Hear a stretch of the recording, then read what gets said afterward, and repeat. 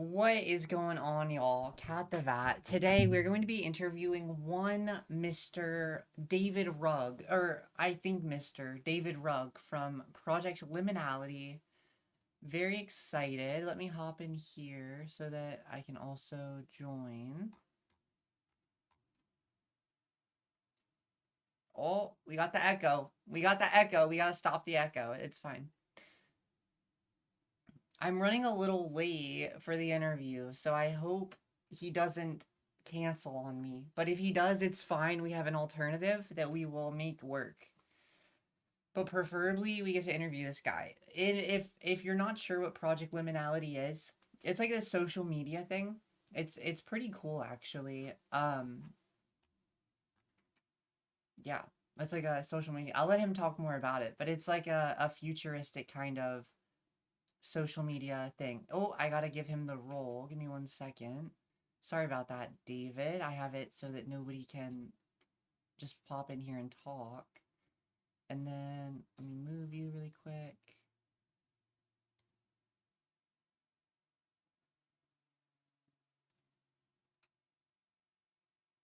Hello?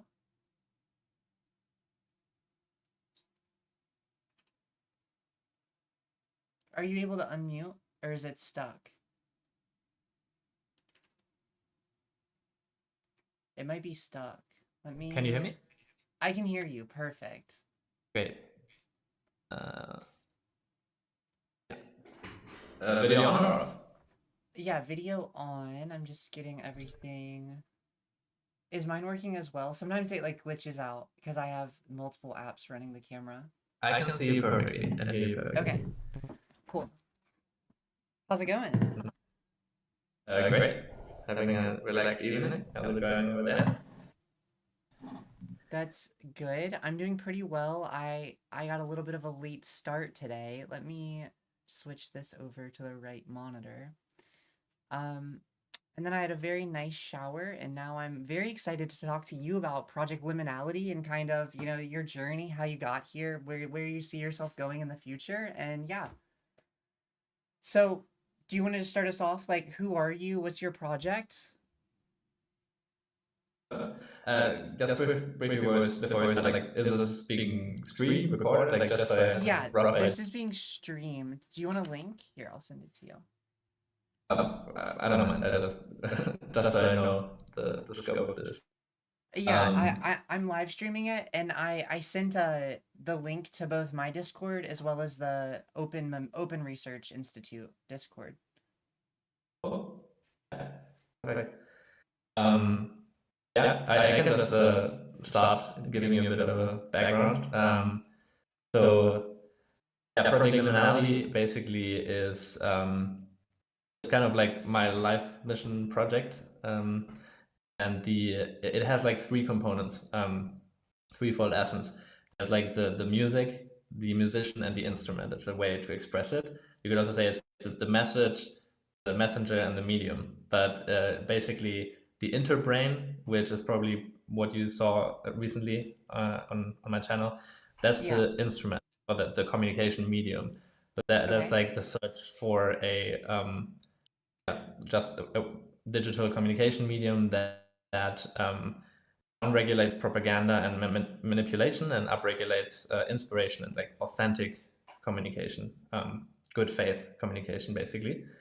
And then there is like the other two aspects of that my work focuses on is musician. That's like the mind that is required to really use that tool. So I have like explored on my channel this idea of domesticated versus liminal mind. I draw a lot of inspiration from Tyson Yunkaporta's work with the book Sand Talk. And I was so fascinated to learn how indigenous people view us. And he used the term like domesticated human beings. And I was like, oh, that's it. That's exactly what we are. We're like domesticated minds, domesticating minds. Like that's the story of the West kind of thing. And so I was wondering what's the other side, like how I was naming that liminal mind, given the name of the project, and exploring, what that means. And we can go into all of that and then just roughly laying it out. The music that is being intended, that this instrument wants to be played that the instrument wants to be used to be played. That is the just the content that I produce, like the visions of that are that want to inspire lots of people to transcend game theory, which requires liminal mind, which requires a love-based consciousness, because game theory is just the physics of fear. It's not fundamental. Only fearful human beings are constrained by it. That's my take on it. And if you have visions that are beautiful enough and inspiring enough, people can kind of forget that game theory constrains them, and then they're no longer constrained by it. Yeah, and so that's like a rough overview, and perhaps like the central piece of it all. Why I'm doing this stuff is that I was sensitized early on to the pathologies of our current system and how it relates to narrative warfare, psychological warfare, and that type of stuff. Yeah. My parents divorced when I was quite young. That created like this rift in my family field, and like roughly like 10 years later, with the refugee crisis in Germany ramping up, suddenly this weird kind of intruder came into my family field that suddenly made everyone fight over geopolitics and stuff like that. And Yeah. that has just intensified like the fracturing of my family field ever since. And I was just like so confused about that and trying to make sense of it. Eventually, I discovered the Game B movement, and Daniel Schmackenberger and like all of his peers. They were so eloquently, for the first time ever, explaining in my experience what that was that I was experiencing, and that trying to bring about healing in my actual family field.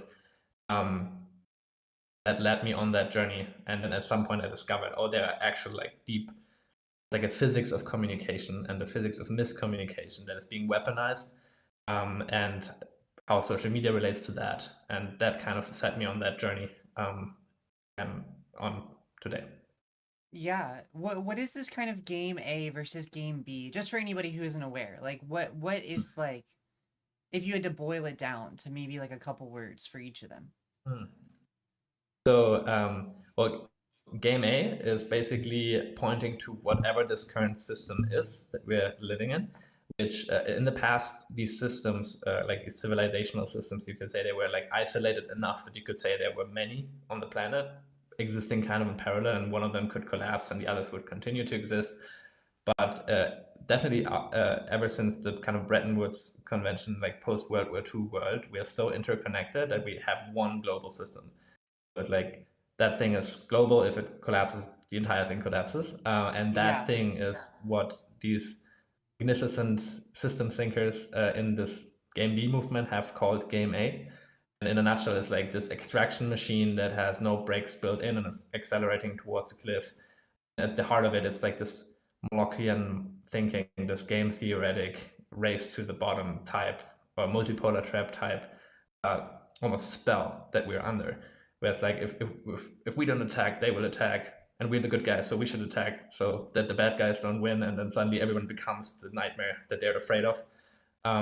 That's like so much at the heart of Game A, and Game B is Yeah. just a placeholder for whatever the other side looks like. And for me, I have more and more mapped that. Like I'm really interested in like metaphysics, but like very tangible and actionable metaphysics. There's a guy called Forrest Landry in that space, that discovered this, I would say, meta-formal system called the immanent metaphysics. So like turning metaphysics into something very concrete, very actionable, and along this line of exploration, this duality between love and fear kept coming up, and I'm super amazed by that and like how deep this duality goes. So just as I said earlier, liminal mind is like love-based mind, and domesticated mind is fear-based mind. The same, I would say, Game A is just what fear does on a planetary scale. Game B, I would say, is what love does on a planetary scale, and we're yet trying to find out what that means.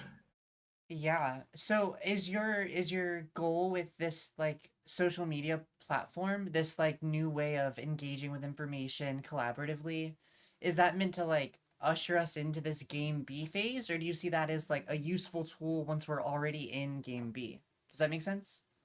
Yeah. It's supposed to be a catalyst towards it. It's also like perhaps a bit nitpicky, but it's like it's not a platform. It's kind of an important insight that I actually heard from Forrest Landry for the first time. That platforms are by their nature kind of this, I don't know what the right word would be to describe, like almost this honeypot thing, like it becomes a valuable thing, and then you can own it and sell it, and like you get all of these dynamics, these game theoretic dynamics when you have a platform that someone owns, and then the Yeah. users become like the unpaid labor for that thing and all of that stuff. And on the other side, you have protocols. So email, for example, is not the same as X, right? X is owned Yeah. by or like few people are calling the shots. Email is this protocol that it can just be used, and everyone can like spin up their servers and stuff. And so the crowd that I'm hanging with, like the technology part of the crowd, they're all like looking at protocols rather than platforms, and specifically agent-centric protocols, where every user holds their own data, which is so important to kind of flip the power dynamic stack basically in this entire infrastructure story, because it's like more and more so clear that like all the data is owned by a few tech bros. Very bad place to be in. So yeah, it's supposed to be a catalyst. I basically I was so long. I was just so inspired by the Game B movement. Like I was like unbelievable. I can't believe that these people exist and that they are like so far ahead in their understanding of the mainstream. And so I was always thinking like, how can I contribute when I first discovered it like 5 years ago or so. And at some point, I noticed I was trying to look for like individual ideas, like, oh, maybe, I don't know, vertical farming was some early on idea. I was like, oh yeah, make some startup, contribute somehow. I kept jumping around, and at some point, I was like, oh, if I'm supposed to do this meta thing, because I was so obsessed with podcasts. This is like 99.9% of what I know about all of this stuff is just podcasts. And at some point I was like, wait a minute, like that phenomena, the podcast phenomena, where I discover all of these amazing people and these amazing ideas, that's actually what really inspires me. So I was like, how can I catalyze this thing? Because I was just hopping around kind of serendipitously. Yeah, like, and I thought, what if we have some protocol, some system that makes this maximally coherent? Phenomena where you discover new people, you learn about their ideas, through their ideas you discover more people, and this process. And that's the interbrain is basically supposed to be that in like the most pure form. Yeah. Now you mentioned like narrative warfare. I guess I'm curious what ways you have like thought about combating like, I don't know, structured narrative like arms of like propaganda, right? Like in theory, I've watched a lot of your videos. I've tried to run your code. It's a little tough to jump into as somebody not very technical, but I have like tried to jump in a little bit. And I guess one thing that I'm curious about is like, it seems like on the current social media platforms, there is like the platform control, and if they want to boost somebody, they can. But there's also the agents, the like organizations, whatever you want to call it, that take advantage of the way that these platforms work, and they like meta game it to still be able to push themselves. And I guess I'm curious, like, what ways does your project kind of prevent that like meta gaming of the system? Does that make sense? Yeah, it does. I guess there are many ways, but one piece of it is um, there's this term in like you know, when they're building a product, like this term of dog fooding. Like if you're working on an operating system but you're using the operating system of the competitor to work on it, that's like a bad thing. You should use your own product. Like if you don't believe in it, why are you trying to sell it? And Yeah. there's a similar thing going on with ideas. Narrative warfare is always, it's like this, oh, I think this is poisonous, try it kind of thing. I wouldn't eat that, but here, eat it kind of thing. Like you're poisoning the masses, memetically speaking. So it's about getting people to believe stuff that you would not want your children to believe, for example, or yourself to believe. And the current infrastructures allow that. Like you can have this bot swarm and whatever, like just fund these NGOs to put your word out there, and you're like, you're like, all these idiots actually believe that. And Yeah. in the interbrain, one of the things is that the only way that knowledge propagates is that you accept it yourself. Um, so the entire thing works like as a conversational co-pilot. So imagine we would be using it right now. I basically have my own working on the language. Dream garden is one of the ways I call it, but like the collection of dream notes, which are just representations of the ideas and the people I care about. Which importantly is not supposed to be tens of thousands of dream notes. It's literally like, who are the people you actually care about? Who then would you jump on a video call on with, like, ideally on a regular basis? Like, that's kind of the filter. And what are the Yeah. ideas that you want to have present to share instead of polluting your own garden, basically. So just by having that, like, oh, this is my space, I don't want to pollute it, and only talking to people you care about, I also don't want to spam them, right? Like, if you have like a random Discord server, for example, like, you can like spam stuff, like, happens all the time, right? And you need moderators to filter that out and stuff. But in a video call, like one-on-one, that would be a very awkward experience to try to Yeah. sell crypto scams to your friend, like, you don't do that. And so this actually it's just this phenomenon, this artificial context that this even happens. Because humans don't naturally behave that way in a more natural kind of setting. So there's like one big piece that in that distributed kind of knowledge sharing network, you just share stuff that you yourself find valuable, and you're like, this is medicine. I want you to have that medicine. That's one piece. Maybe that's for now, but there are more that I could think of. Yeah, that definitely makes sense. I'm curious if you kind of envision this. I've talked to a lot of people that are building like AI assistants, I guess, that like they just run on their computer and then like they might scrape the audio of the call and then like log it. Do you see this protocol being used in software that is like you and I are having a phone call on Discord, the AI agent is running and like storing stuff to a database locally? Or like, what is the way that That's you see people engaging with the information? that's how it works. Like, yesterday, like, this is one aspect of the interbrain. I put up an update yesterday on the Open Collective page, just showing an example of that. It's like, you just, so if you have this huge amount of ideas and people that you could reference, of course you need some way to make effortlessly available the relevant stuff.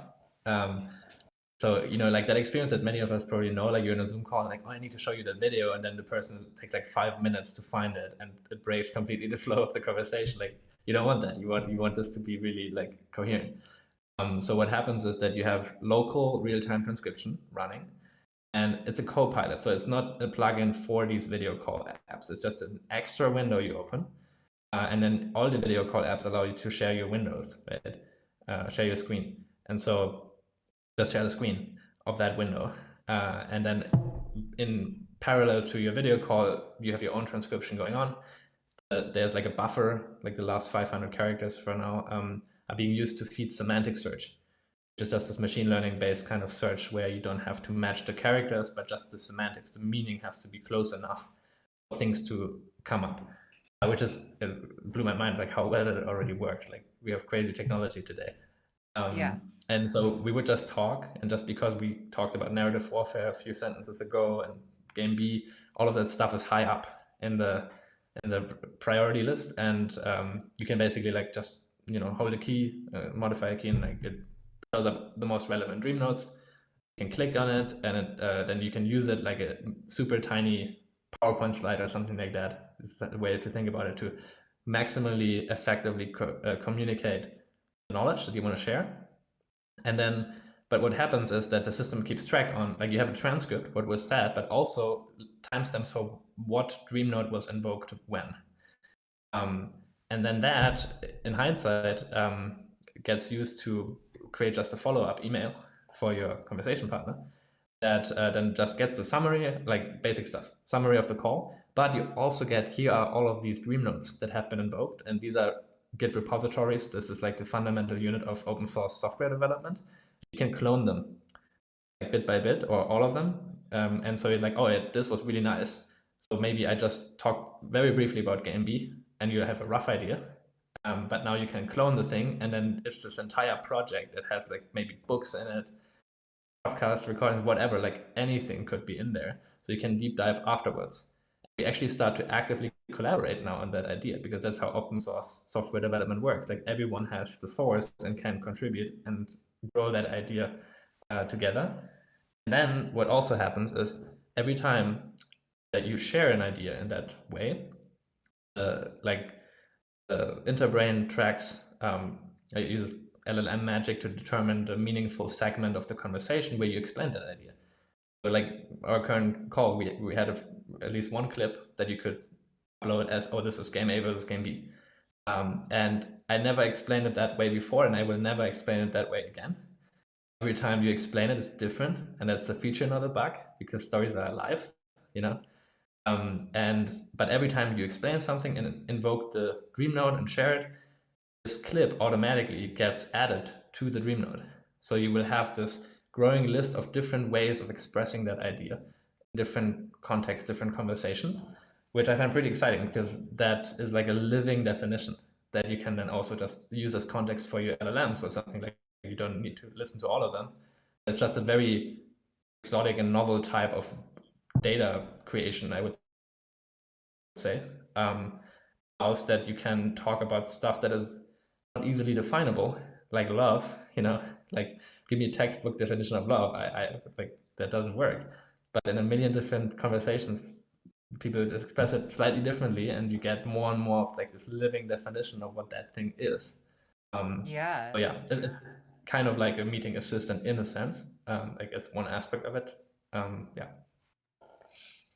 I like that. I think that's really a really novel and like useful way to kind of get like the delta, the like amalgamation of what this concept means. And do you see them as being like isolated per person, like this person's version of love, this person's version of love, or do you see like them connecting to this like above them idea of love that's like this like global idea?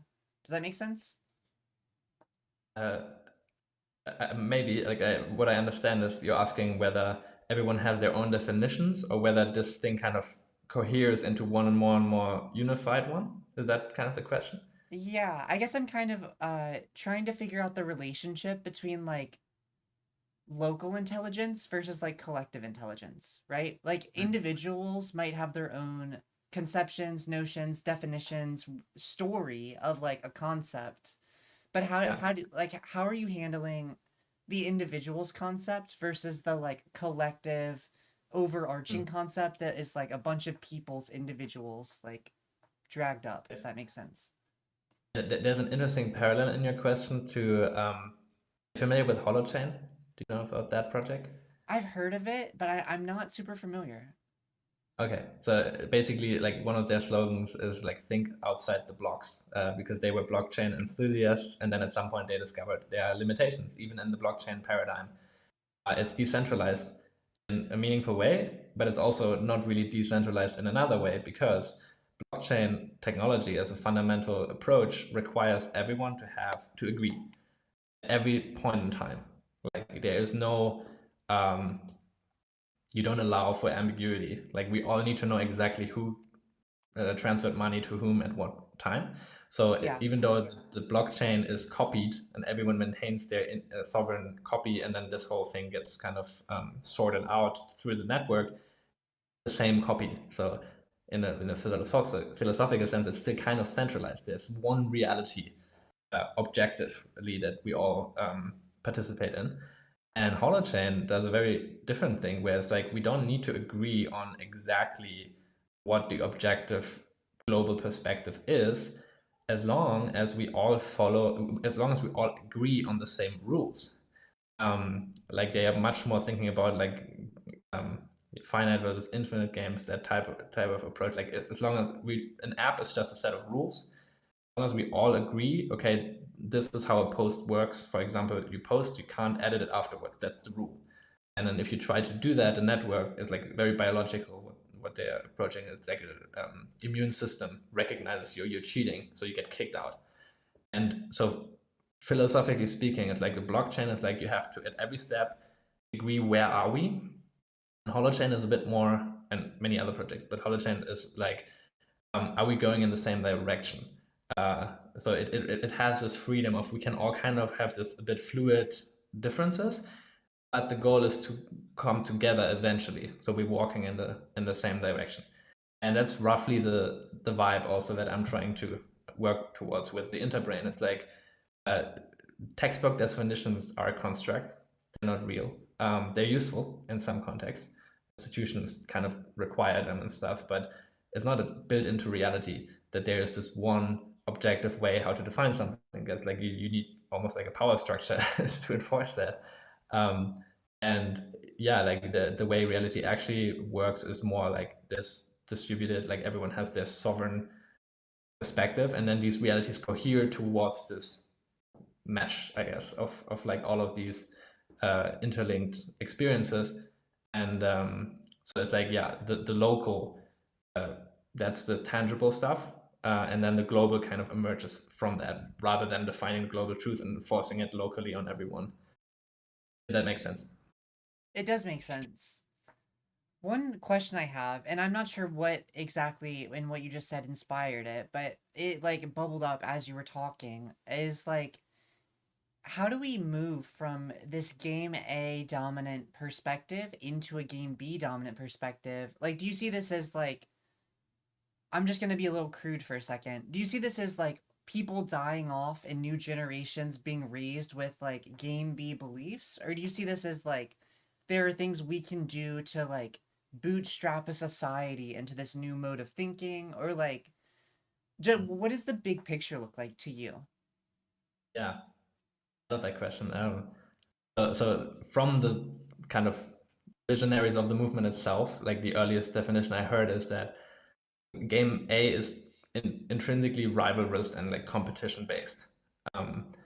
And so, you know, like the market work, like a startup needs to outcompete the competitors to survive. And like it's just built into the structure of game A that this is how it runs.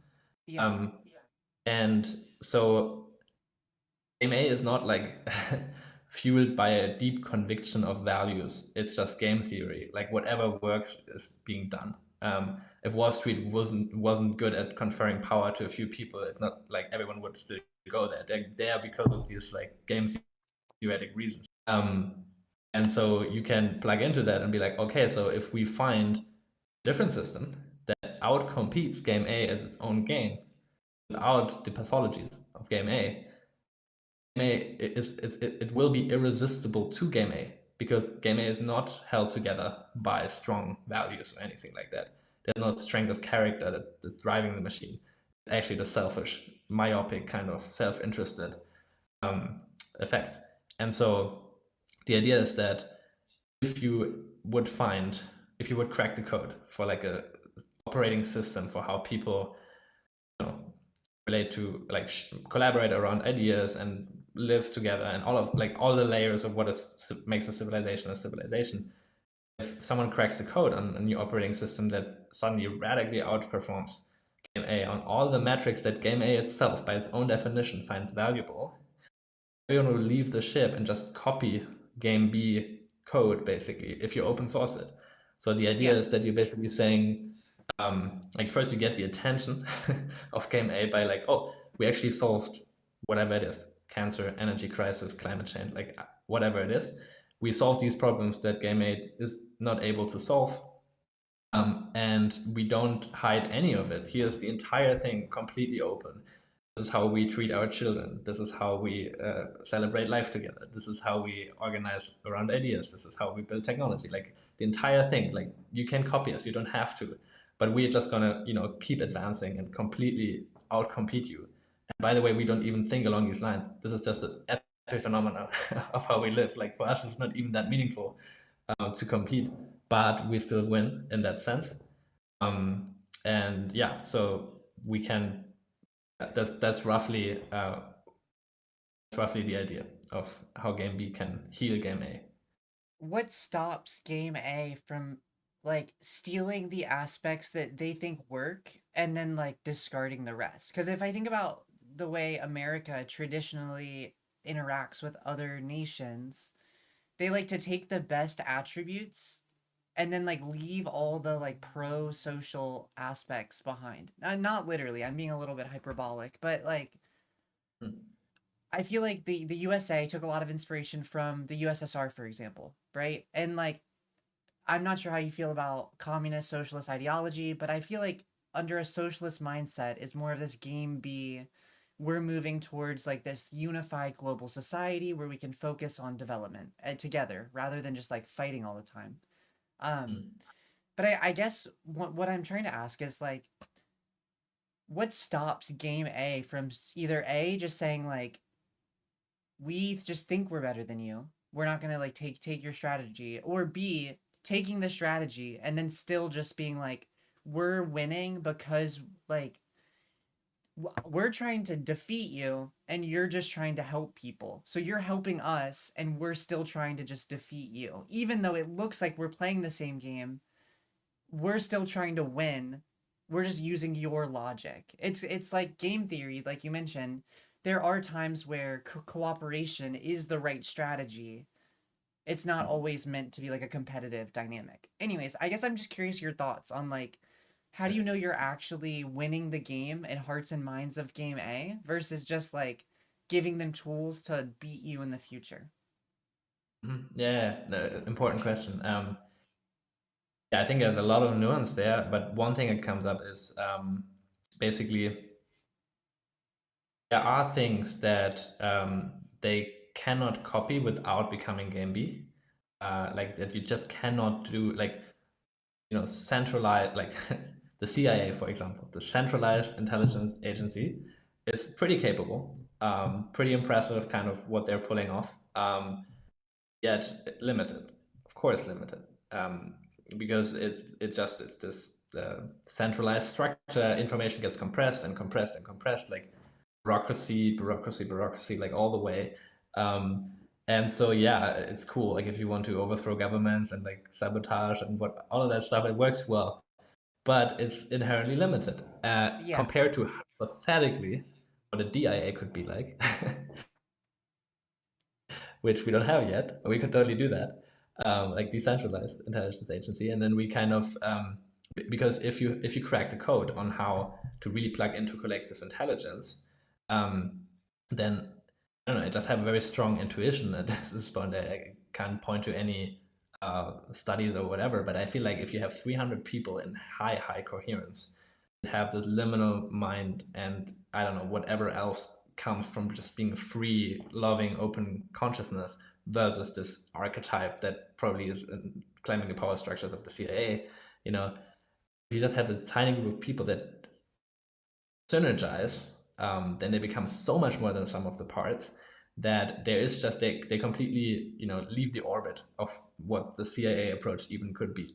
And then it's like at that point they have to completely restructure their approach, and do like this open source intelligence work. At which point they're no longer the CIA; they become the DIA, kind of thing. So I see, like, of course, you could, if you have like these isolated pieces, like I don't know, game B comes up with some energy technology, then they could be like, oh, thank you, we take that, make a weapon out of it, and you, like, yeah. But if you go deeper and deeper, and it's like, no, we have this entirely new way to come up with ideas writ large. These include all the ideas for how we can kind of press the right acupuncture points for game A to kind of, transform. Then it's a different story. Like at that point, it doesn't work anymore for them to remain what they are and steal from game B. If that makes sense. It does make sense. I guess I'm feeling a little bit conflicted um because isn't the idea of an IA, like an intelligence agency, kind of game A based? Like even the DIA is like the purpose of the intelligence agency is to like win the game that you're trying to advocate for. So even if you're a game B advocate, if you're part of the intelligence agency, to fight the non-game B individuals, isn't that really just recreating the game A like structure? Or am I like missing something like glaring here? Yeah, that depends on like what you mean by intelligent agency. Well, you We said had the DIA is like the decentralized intelligence agency. So I guess I'm just trying to like figure out like yeah. No, so I'm ha, not talking about a sorry. bureaucratic institution that just runs on decentralized principles where some people are in it, some people are not in it. I'm talking about like a stranger tractor type meme. It's just like, oh, we are not the DIA, but we're just us. And it's like, like fundamentally, Intel is just like sense making. And if we want to know, okay, what are potentially technologies that what's actually out there? They all these crazy claims of wonder technologies that being suppressed. Is there anything to that? Kind of relevant, if we agree that we have like biosphere collapse imminent, it'd be interesting to know whether some of these technologies actually work or if it's all bullshit or whatever. And that's like making sense of that. It's valuable for me, at least. I feel like that's worth pursuing. And so when I say DIA, I just mean like the moment we talk about that and you share some thing you found with me, that's a DIA. Like that's all it is. It's just it's a vibe kind of thing. Yeah. Yeah. How do you deal with conflict under this system, right? Like I guess I'm thinking that even if we aren't in this game A dynamic necessarily, there are still like conflicts that come up either on the individual level or on like a collective level, like groups of people that disagree about XYZ. Like, Yeah. how do you envision this protocol being like proactive in keeping things in a game B system despite negations or despite like conflict, despite like maybe hostility even? Like, do you like negatively impact bad actors or like Mm. I'm just gonna pass the ball back because I am curious like sorry, I'm gonna talk just another second. It sounds like you've talked a lot and like focused a lot on the positive aspects of a technology like this, right? And that's definitely like valuable, extremely valuable. But what do you do for the people that don't want to like buy in to the philosophy behind it and they just want to like still engage as they are? Well, okay, I'll let you answer, but then I have a follow-up on like who's the target demographic? Like, are you aiming for a normie with this kind of protocol, or are you aiming for like people in high places, for lack of better words? Okay. Um, so yeah, like first there's like a philosophical answer to that, like very abstract, but I will try to make it more concrete. But uh, the thing that I still remember, like I think it was one of the moments that where my mind was blown in the most intense way, was when Daniel Schmackenberger he has this big little interview about the Hegelian dialectic or dialectical thinking. And he used this metaphor of the cylinder. It looks like a circle from one side and like a square from the other, but really it's a cylinder. And you can imagine these creatures living in these orthogonal planes, and they're seeing totally different things, with like literally as different as they could be. And then they think, oh, is it this or that? Who's right? And then they can start to fight, and that's the nature of conflict, because like there's deep metaphysical arguments that fundamentally reality, there's no ontological basis for conflict metaphysically speaking, because reality is one, but you can perceive it in these distorted ways. And then it seems like we have to figure out which is which, kind of thing. And in that metaphor, it's pretty nice because um, just map that to left, right, or to whatever you can come up with, any ideologies. They all see something real, then they misperceive that this is all there is, and they can't make sense. Like the circle people, they can, for the life of them, not understand what these square people are talking about with the right angles and the straight line. Like there's nothing like that here, and so they must all be idiots. Like this is the only way it works. So yeah, like that's essentially what conflict is in that sense, and then you can learn, oh, there are different kind of perspectives on the same thing, and we can integrate these perspectives. There's like the false way of doing that. In that geometric analogy, you could say, oh, we have circle and a square, so it's like a rounded rectangle probably. But it actually moves you further away from reality because the cylinder does not have any rounded rectangleness to it. But then there's this other way where you really see like, oh, these are like orthogonal perspectives, and there's a higher dimensional space where they fit together. Also, you were briefly mentioning like communism, capitalism, socialism, like all of that stuff. It's the same thing all the way down. Like there are distortions in all of them, and there are like valuable truths in all of them. And if we integrate them in the right way, the distortions cancel each other out, and the truths amplify each other. And the higher perspective, that authentically higher perspective that moves you closer to reality, in my book, will always be more beautiful. Like that's how you recognize it. Like it's coherent in that sense. That it's just breathtaking. Like now it makes sense. That's kind of for me what I'm looking for when I'm trying to do that stuff. And so Yeah. the interbrain is explicitly built to have like a generalized mechanism for that, which is just this. It took me a while to figure that out. It's so simple. But in open source software development, Git is the name of the game. Everyone uses Git, which is a protocol. And the way software is built, like Discord, for example, is like if it has a video chat functionality and then a text chat and then a profile and whatever, like all of these different pieces that make up this app. Not like companies built all of that from the ground up. It's like you take what's already there and you take these pieces, these circles and rectangles, and then you put them together in a way that they become more than the sum of the parts. That has entirely solved that problem for software development with submodules. That's how it's called with Git. And I'm exploring just like what happens if we just use Git for everything instead, like for all memes, instead for just software, which is this tiny slice of the entire meme stack.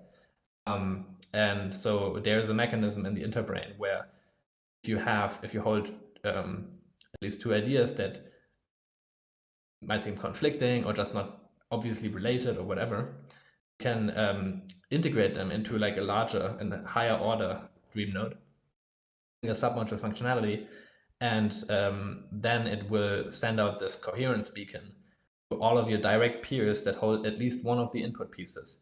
So it's not like you're sending out a signal to someone who has no idea what you're talking about. The people already share some context. They hold at least one of the pieces and like, oh, this is interesting. Just Yeah. invite them to see the larger perspective. So rather than having conflict and trying to, might makes right type of approach, where it's just like, will we go the circle way or the square way? It's like, let's transcend it. We move beyond it. And but there is no centralized authority that can tell you what the right way to move beyond it is. So collective resonance is what the interbrain puts forth as an alternative, which is like anyone can propose the synthesis, the cylinder, but then it spreads through the network based on resonance. Because again, dogfooding, like if someone says, oh, I think this is how it fits together, peers will be like, oh, do I resonate with that? If they do, they take it in, they eat that meme, and they spread it. And if you really nail it, you can potentially reach millions of people because you're like healing the noosphere, you're healing memes together that belong together into a larger whole. And so Yeah. that's a way to transcend conflict in that sense. That makes sense. Thank you for the like two-pronged approach. The like how you actually implemented it, but also like the philosophical like I really like that example of seeing that 3D shape from two different perspectives and both of you thinking like this is the shape that I see and like both of you just being wrong because you're not seeing it in this like higher aspect. So I definitely appreciate you detailing that.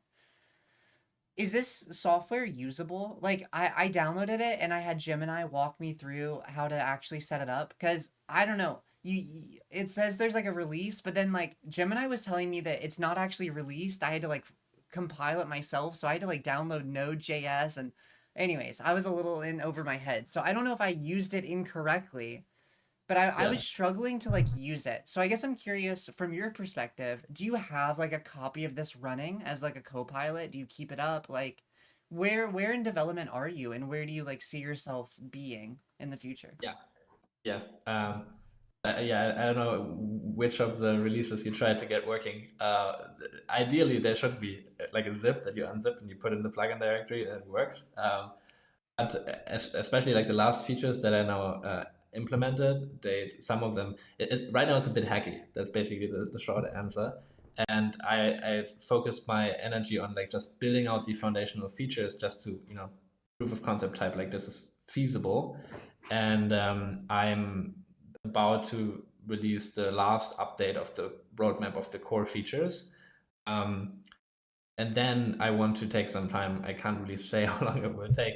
The first time I'm doing like building out in the open like software like that. But I want to take some time to make it really stable on my own end, like all the bugs that I can see, and then do like a soft launch, like just people that are actually interested and that would spend some time to discover, oh, here's a bug, there's a bug. And then I don't know how long it will take. Like it's like a soft beta launch in the next few weeks is something that I see. And then until that becomes stable, I don't know how quickly that will go. But the thing is, like these AI coding agents are insane at this point. And like I don't know how it will go, but I see potentially if I set things up right, that even the feedback bug fix pipeline it could be completely automated. It's just a Yeah. swarm intelligence putting having PRs on the repo and then literally Claude Code just reading and fixing them without me to do anything. But yeah, it's not far away. Like before the end of the year, I'm pretty sure that you can use it. And I used it already here and there. I'm using it yet, again and again. It's like, oh, there's something broken. Let me quickly fix that. And so I can't right now confidently like release it in the public like that. Yeah. But it's almost there. That's exciting. How has that process been like working out open source in the public, like reception you've had, just kind of anything you want to like know about this experience so far? It was very over the past few years. Like I've been working on the idea for a while, and there has been this it was kind of expected and unexpected at the same time, this shift towards AI becoming so good that a lot of complexity was falling away for how to bring such an idea into the world. Because normally you need to get funding to hire programmers. And I know how to program, but I'm not like a full stack developer. Like normally I couldn't do that. Then suddenly, like last year, Sonnet 3.5 came out, and suddenly like some open source coding engine became good enough that I could build like a tiny prototype. And now, like with Cloud Code and like Sonnet 4.5 and like the frontier is just accelerating. It's literally like, it's as someone that has an idea and just wants it to be in the world, it's amazing. I know it's like very disruptive and a lot of uncertainty for a lot of people. For this specific case, it's like a blessing. But now there is not only funding is not that big of an issue. It's just like how can I somehow support myself so I can spend my time on that. That's like how simple the equation becomes. And then also you don't need to have team meetings all the time and like all of that stuff falls away. And so and that's actually part of what I'm also really trying to consciously think about the implications of, because the cool thing about the Interbrain is that a dream node is a Git repository. So the Interbrain itself is a dream node that looks at itself, basically. Every idea that you share in that system is what Claude Code works inside of, or any coding agent. So we could literally come up with some, let's say, thought experiment like 20 years before today. We would have a video call in a world where we had Discord and everything, and we just talk about this idea. Oh, maybe we can use cryptography to kind of in mathematics to replace central banking, like something, and like we just play with this idea. And at some point, oh, we could call it blockchain, and then you just literally the idea just grows as a meme. Like this human thing. The story just keeps growing, but in exactly the same vehicle where we work on the idea, we also then eventually work on the source code. And so when we then share that with someone, they don't just get, a blog post about the blockchain over here that's like educational in nature. Then there's a Git repo with the source code there, and it's like separated in these artificial categories, but rather like everything that belongs together is in this vehicle. So it's like educational, and you can run it if it's an executable idea, if it's like a vision for whatever, like some venue that you want to create, you can take that, and an agent can apply to all of these funding opportunities for you. Like it's just the thing becomes very alive. The way the interbrain is set up is like there are no categories. There are only people and ideas. That's all. Like that's the only distinction in the system. So it's universal in that sense. And yeah, so like on that meta point, like the way that I was able to now bring that thing into the world, or will eventually like fully bring it into the world, is completely applicable to all of the ideas that can be developed in there. And also the interbrain itself can collaboratively be evolved in itself in that sense. So that's still not 100% clear to me how the details of that look like, but the potential is insane.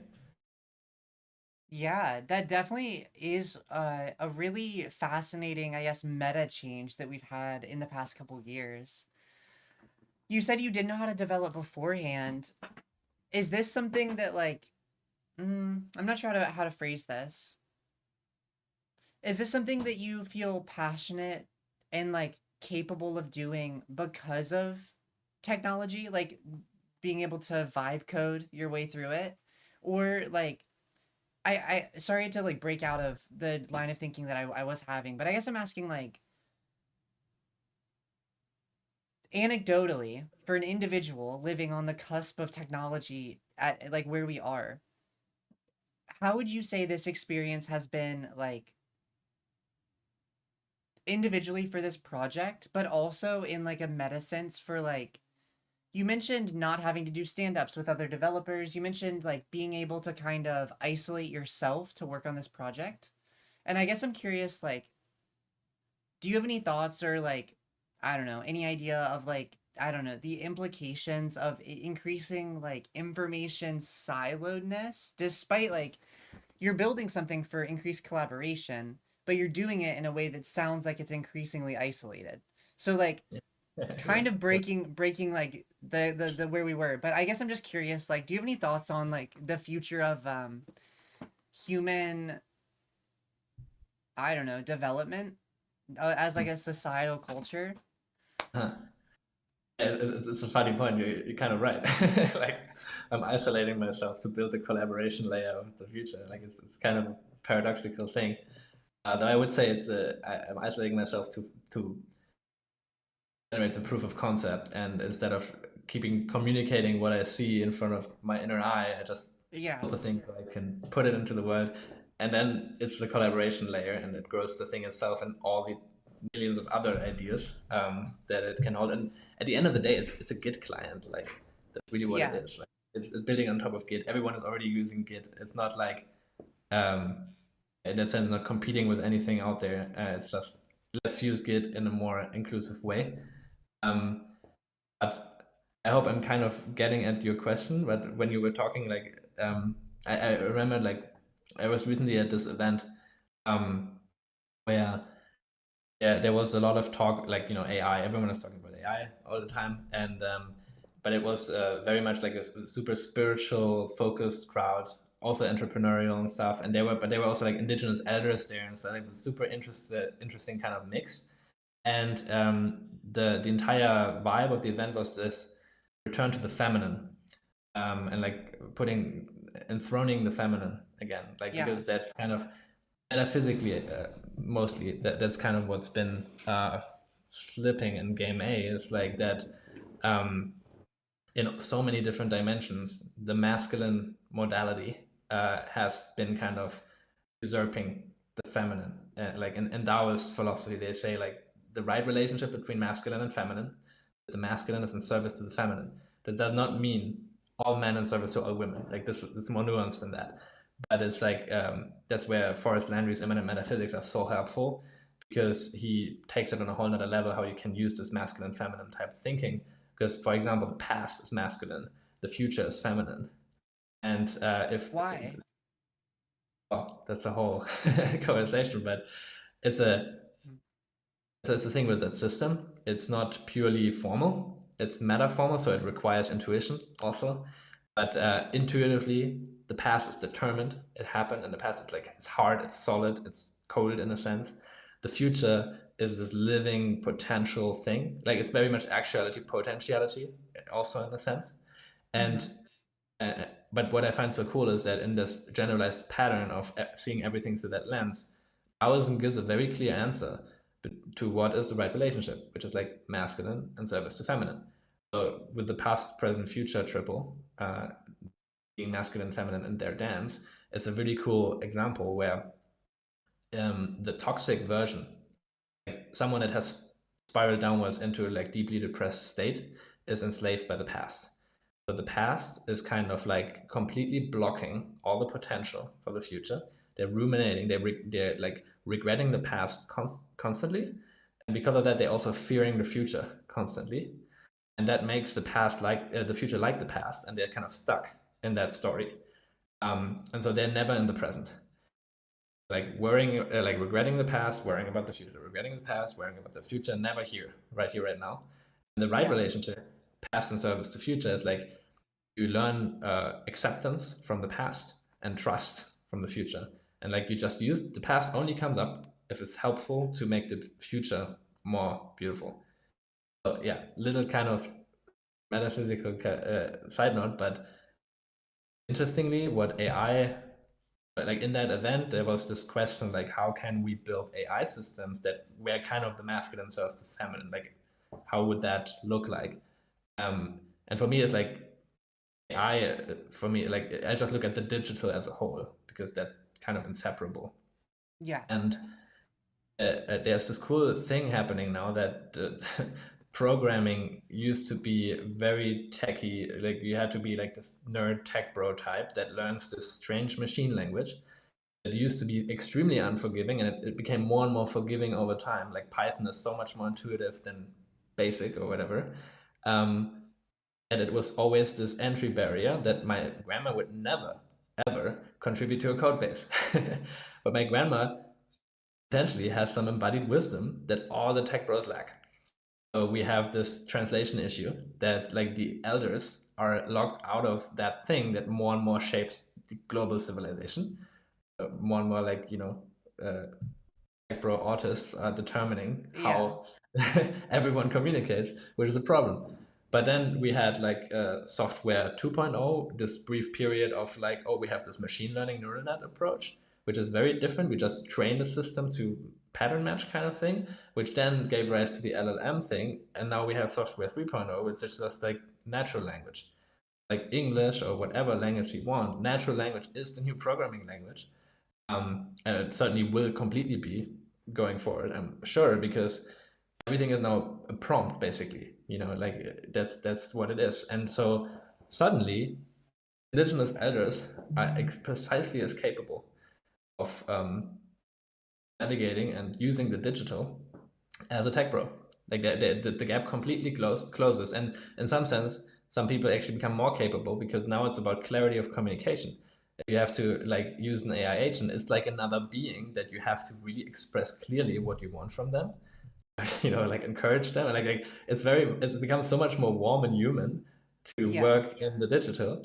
And I think it's a crazy opportunity that suddenly all of this wisdom that has been artificially locked out of that milieu is like being brought back in again. And so now I want to see what an indigenous elder codes up as like what they want to build, like how what app would they like to see. Yeah. That's a new thing. Is there any tech of like indigenous individuals that is being developed that you just want to like, I don't know, shout out, bring attention to? Like, is there anything that you can think of? Because you mentioned there were like indigenous people at this retreat that you went to. Yeah, no, I did not see anyone presenting anything like that. I'm sure there must be. There are lots of collaborations happening between AI people and like indigenous people. I don't know how many examples there are of literally like a chief from some tribe like vibe coding, Yeah. but I'm sure it will happen. And I can just say like that what I'm working on is supposed to be an answer to the question of like how would the digital look like if an indigenous mind would have built it, because I've been like so fascinated by the way they think or like the undomesticated mind things. Yeah. And that is supposed to then also be an invitation. Like I want to make this so kind of LLM magic first, this entire system, that is so intuitive, and then actually also invite, like if it's not happening already, I want to catalyze that, that indigenous adults actually start to vibe code. Yeah, no, that would be really cool. Switching directions a little bit, kind of. More so going less on your project and more on like the words that you say or like the philosophy behind it. There was one interview I watched where you kind of touched on this difference between cult and culture. But you didn't really get into it in the interview. So I was gonna just like make a video talking about my thoughts on it, but I would love to like explore that. But I also want to explore this idea of domesticated versus undomesticated. Um, but let's start with the cult versus culture one, because that is like that's been on my mind for at least 4 or 5 days now. Yeah. Oh, it's precisely the same conversation, because like domesticated mind forms cults, liminal mind remains culture, basically. So it's just like a collective, self-organizing phenomena. Either it creates cults or culture. And so I was saying that, I think I mentioned it earlier, like that the fear love, did I don't know, the fear love duality is Yeah, something yeah, that, you did. yeah, fear love duality is something that has completely intensified in relevance in my worldview. Like it started with Forrest Landry's work, then I discovered A Course in Miracles, if you're familiar with that text, which I'm is not. it's magnificent. But it's like it's all about fear and love, but like this shit goes deep. And so I'm basically more and more trying to find out how this duality maps into all the different contexts. Cult versus culture is one of these contexts. Fear leads to cults, love leads to culture. And fear is like cults have the properties of fear, and culture has the property of love. So love seeks to communicate, fear attacks. Love is open, fear is closed. There's like the Course in Miracles is so brilliant in laying all of that out, and it's just like, for me at least, it clicks. Like when you read it, like yeah, that's kind of exactly how it feels like to be afraid. It's like I close, I hide, and then I attack. And love extends and wants to just share and communicate. But the first time I thought about this cult versus culture and realized how close these words are together, and that is really interesting, was Forrest Landry has one of the triplets, like this masculine, feminine, and their dance that he discovered is one that where he says there's like vision, culture, strategy. And in that sense, it's a dynamic flow. And he was contrasting that to kind of the pathological inversion of that he sees in places like Silicon Valley. So basically, the healthy thing is that, like the natural thing, which I would say you can definitely find many indigenous cultures today that work like that. First, someone encounters a vision, the shaman or whatever, right? Like everyone can do that. Like just it reaches you, you didn't plan it, you don't construct it, you don't engineer it. Suddenly you have this dream of what we could do together. And it's really inspiring. You just share it freely and people are inspired, and suddenly this self-organization thing starts to happen. I would say to inspire, it can be read as like the vision incarnates its spirit, inspires into the collective. And then that all happens. It's all natural and organic. And then the last step is that, like, okay, so we want to do that. What's the strategy? That's the last step. And it's again, strategy is masculine, vision is feminine. So the masculine follows the guidance of the feminine. Like, how can we do that? Following what should we even do in the first place? And in Silicon Valley, in many examples, this is exactly the inversion of what's happening. Because there you have first strategy for profit or control, whatever you want to point to. But there's first, it starts with like, you want to win in some way, or compete or control or make money or whatever. So there is no inspiring vision. It's just like strategy is the first step. It's like, okay, I'm completely on my own, this will be hard, so let me find some collaborators, but it's this shallow, we're working together as long as it makes sense game theoretically for us to work together. I would say that's more of a cult. It's more like a means to an end type of thing. And so we start with strategy, we form a cult as part of the strategy. And then the last step is that we engineer the story. I just distinguish here, I would say you engineer a narrative. A vision for me is a reserved term for this organic, authentic, living being type thing.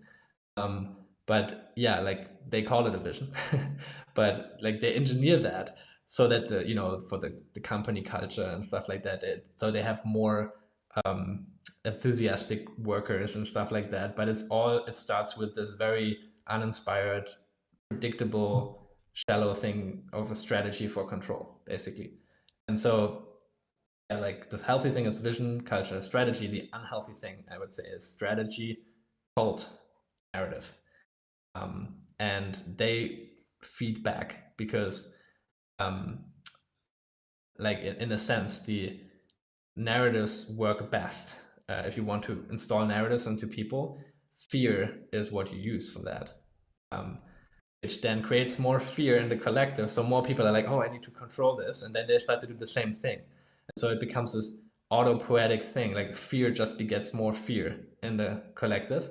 And so I literally see like this medium that can like phase shift into the fearful machine-like cult thing, or remain open and fluid in this loving, organic thing. It's some of the thinking that I have around that. When you're talking about that, I guess there are like nuances to what I'll disagree and agree with, but like by and large, I guess my question becomes like, how do you stop the herds of domesticated masses, for lack of better terms, that are all in these cults inspired by fear? How do you stop them from stampeding and like scaring the other people, right? Like even if you have people in game B that are just like hanging out in the prairie, and then there's like clusters of these like cults everywhere, right? When they start stampeding, how does game B, group B, deal with all of these fear-based dynamics? Or do they kind of just end up culting up themselves and like developing their own in-group, out-group, like we are protected from the stampeding herds kind of idea? That gets to a very interesting point that I still have to uh, feel into how to best communicate that publicly, because I guess it's a bit spicy to talk about this stuff, which is so the way I use the term cult is this very constructed metaphysical way, and but I think it's important. Like super quick insert here, like the early Christianity was like people meeting in their living rooms, kind of secretly because they were persecuted, and just doing the human thing of sharing inspiring ideas and trying to come closer to God and stuff like that. Roman Empire labeled that as a cult, which is false. This is culture, this is natural, this is organic. But they used the marketing machine and branded this as a cult, and we are culture, Roman culture. But actually, no, they operate like this machine. Empire is a machine-like thing, which is a cult-like thing in my book. So they said, we are the culture, you are the cult. We persecute you. At some point, they figured out, oh wait, we can do this deception thing, and then we completely distort what Christianity is and integrate it into our culture, and now it's accepted. But I think it precisely the inverse happened. They took this cultural thing and made it part of the cult. So just as an example, why I care about clearly constructing these definitions, because cults will always say their culture, right? And so you have to find some deeper basis to just discern here.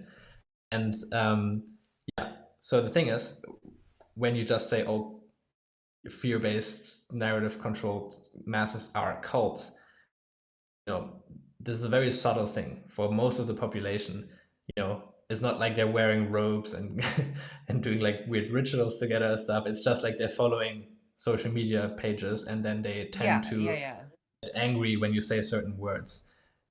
So many people would be like, oh, this is too strong of a word to use. But interestingly, there is this gradient where you have this very subtle kind of innocent early version of cult-like behavior, That has intensified significantly over the last 2 years, but social media is like a cult machine kind of thing, a cult breeding machine.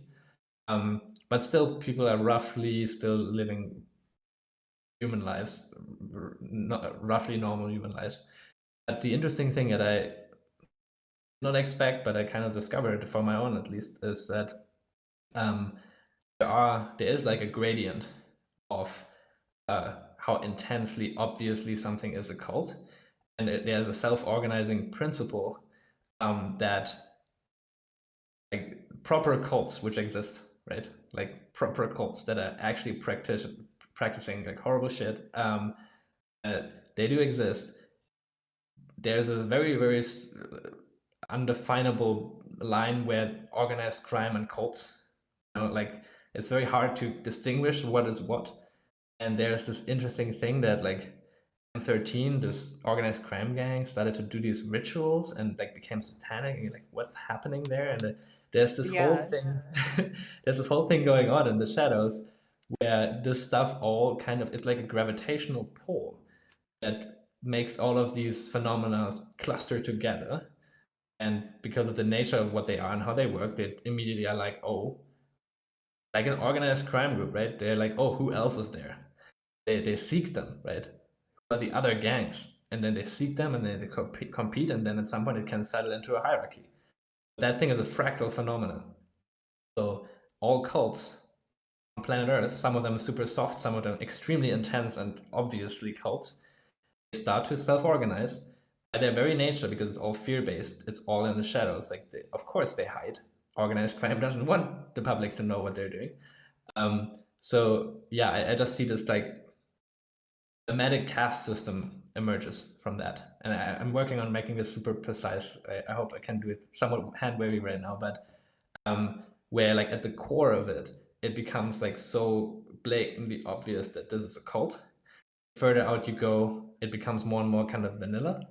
But the way that cults create narratives to manipulate next caste, and like they live in a reality where they know they live in a worldview where they know things that they are withholding, and then feeding like distorted versions of that to the next caste so that they control their reality. And there's this hilarious and kind of tragic thing happening that that's just how the domesticated mind works. Like, oh, if I'm manipulating, I must be the one that's not manipulated because they are manipulated by me, so I must be free, which is absolute nonsense. But if you're so scared and like living in that way, like you don't have the time and the mental flexibility to recognize that. But like literally like manipulated minds manipulate minds. And yeah, and so you have like this nested reality show kind of thing happening. And all of that I'm saying is like these masses that stampede are like the lowest layer of that caste system. And they are being used like an exoskeleton of the inner layers, which are like a fractal thing. Every layer tries to use the mind control the next layer of the caste system to be like an exoskeleton for them and do their bidding, and happening recursively. And at the very core, it gets extremely exotic because of like trauma-based mind control stuff. I don't know how far you got down that rabbit hole, but it there are like exotic things happening there, and you cannot heal the stampeding shell of that system without addressing the core. And so when you were asking like, how would Game B deal with that, I think we need to provide medicine to all layers of that caste system, which would be something like, oh, here's an alternative to this old breeding machine social media platform thing that we have right now. It's open, everyone can use it. If it makes people more healthy, it will spread probably, so people become a bit less susceptible to like this military grade narrative warfare that's being used by kind of organized crime groups on people.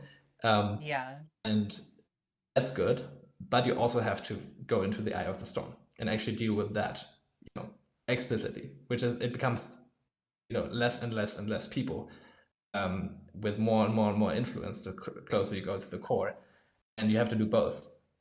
Otherwise, you will never do the thing. That definitely makes sense, but what kind of solutions do you have to like deal with these like cult pockets, for lack of better terms? Like right now we live in this meta of game A where like it sounds like you would believe that most of these organizations, these groups, these collectives are kind of culty, for lack of better words. I'm using that like non-stigmatizedly. I actually also really like the word cult for like other reasons, and like people always freak out when I say cult, and I'm like, I'm not saying like the really bad kind that you think. I'm just say, like referring to like the way that like a group develops this like in group, out group, like cultural distinction. Anyways, but like I guess I'm curious, what even are the solutions for that? Or is it just like releasing technology that you hope like drags people away from the herd and into like the game B herd? Because ultimately they're both still cults. Like I would say if you're a game B believer, you're just in the cult of game B. Like you think game B will help everybody and you think it'll like fix everything. But right now, that's not like proven tested. It's just theory, and you're part of this collective, this group that's like an in group developing these ideas. Like you mentioned, I don't remember. You mentioned something earlier, like the network of Group B individuals has like growing, and you've learned so much from them from the past 5 years, etc. And I've never heard of Game B before. Right now on this phone call, so like Yeah. just to like make the point that like it is still an in group, even though there's like this like self recognition of an ideal non in group. Currently, it still is in group. So I guess the long story of what I'm asking is like, how do you actually address the transition from game A to game B, or do you hope that it'll just like emerge out of like a shift in culture? Yeah. So earlier you were asking who's this for? What's the target audience? And that Yeah, kind of yeah, relates how I could potentially yeah, yeah, yeah, clarify yeah. to that, which is like I see this gradient. I kind of hinted at that in my like last last rambling, but the you have this gradient of one pole being like you know, interbrain or similar type systems being shared and spread to the masses, which would look like, oh, you know, people are, you know, suicide rates are an all-time high, like people are isolated and miserable and drowning in AI slop, and oh, here's this system where you just find a few friends and have video calls and start to actually connect again. That might just actually then, you know, start to replace TikTok for many people, hopefully, and it can be like an off-ramp from social media addiction, which changes the physics of the entire collective because suddenly people become less manipulatable. Healthy people are not easy to manipulate, which is the sad feedback loop that, you know, to manipulate you make people sick, sick people want to manipulate people, and then it just becomes this festering wound. Um, the other side of that spectrum, have this small group, highly coherent, highly capable group that does shit, like really moves big things in the world, um, and you know, everything in between. Yeah, yeah. And that was what I was saying earlier. We need to like supplying medicine to the lower caste. You know, the chess pieces that are being moved by people that the chess pieces don't know about, kind of thing. Um, that is the social media addiction off ramp type of thing. And the core of that machine, of that nested mind control machine, that requires actual like very courageous action to be taken. And so I see that we have a slow preparation of the medium kind of becoming more and more um, susceptible to that type of change that's necessary. But yeah, we're gonna see crazy shit happening in the next few years where there will be an inflection point. There will be stuff that, yeah, like I see that like it's not like this super soft transition. It will be, I don't know what the right language is to use, but stuff that songs will be written about in the future, and Yeah. people will look back and say, "I was there when that happened," type of thing, but on a global scale, and it will be extremely exotic and beautiful and confusing and all the stuff. But I'm very hopeful that this will be a very beautiful thing, even though it will be experienced by many people in the beginning as like, oh my god, the world is ending type of thing. But yeah, there are things in the core of that machine that need to get out of there, like just the healing light of awareness of the masses needs to be brought into that darkness to heal that wound, and that will be something that never happened before on this planet. And so Yeah. yeah, I see it becomes very tangible in the next few years. I'm pretty sure about that. This might feel a little bit out of nowhere, but I guess I just want to kind of ask, do you feel like we're in World War III right now? Like when I think of these major cultural shifts globally, it's like what causes a shift? Generally there's like catalyst, right? And like violence is a very large catalyst for change. And I guess the perspective, the reason I'm asking is like some people would say that like the current conflict internationally, geopolitically, is this game A conflict between like the one side of like super tight knit sects that control society and the other side of like people driven communication, information, technology, whatever. Mhm. And I guess I'm asking about World War III or four or whatever one you want to number it. Is like, do you think the end of the war is what will bring usher in this like rapid transformation? Because you mentioned you think in the next few years there's going to be a rapid transformation, but like, what is it that is catalysting this? Does that make sense? Like, do you think it's violence? Do you think it's just like the right tech people got in front of the right cameras and they like managed to sell an idea to the masses? Like, Yeah. which avenue do you kind of envision? And this is not like I'm not set in stone. Nobody quote you on this, but like just I'm asking for your opinion, your thoughts. Yeah. Hmm. Yeah. So I think that quickly, I think you could make the point we're in World War III, right? Like 1946 is when it started, kind of thing. Yeah. We Yeah. just shape shifted. We went from like the possibility of kinetic warfare was just kind of limited by the size of our kinetic weapons and the smallness of our planet. So it was like, okay, we need to shift into different types of waging war, which then becomes a psychological warfare thing. And now you have like all the statistics to show there is some ghost in the machine that is definitely present, like something is happening. Um, that's one thing. I think violence itself is not sufficient to determine kind of changes in the system necessarily, because like it's a catalyst for change, but the change is being filtered through narratives or visions, like through the story. Um, so that's the thing. Like a crisis is a potential for change, yet cult can cause a crisis and prepare all of the talking points in beforehand, and then engineer like this constructed artificial kind of reality and just like push people into it through the shock, through the fear, through the crisis.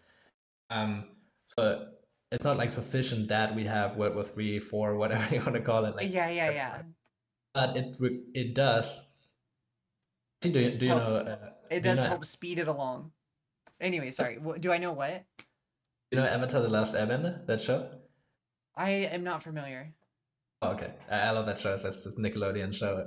With don't need to go into detail, but that whole show builds up to a point where there's this comet coming that gives a group of people insane abilities, insane powers, and that's kind of what this activation potential is. And then the bad guys try to use it to literally burn down the world, and the good guys try to use it to stop them. And I think that's the comet is coming. That's kind of a way you can say it. But the way we were talking, like, okay, there's like World War One, two, and three, and like these things happening, and then big changes around these times of great violence and stuff like that. I feel like there is an orthogonal component to the entire thing, which is like this machine that I've been describing, that is now as large as it has ever been on that planet and as consequential and influential. Is, even though it has grown dramatically in recent generations and thousands of generations, the core of it is super old, because people have figured out how to manipulate others through deception 2,000 years ago at the very least, and Yeah. much longer before that. And priest classes have been advising kings forever, and it's really, you don't have to be a genius to figure out that you can just like tell them whatever, and like it's just not, it doesn't take a genius to figure out that you can create false realities and deceive people like that.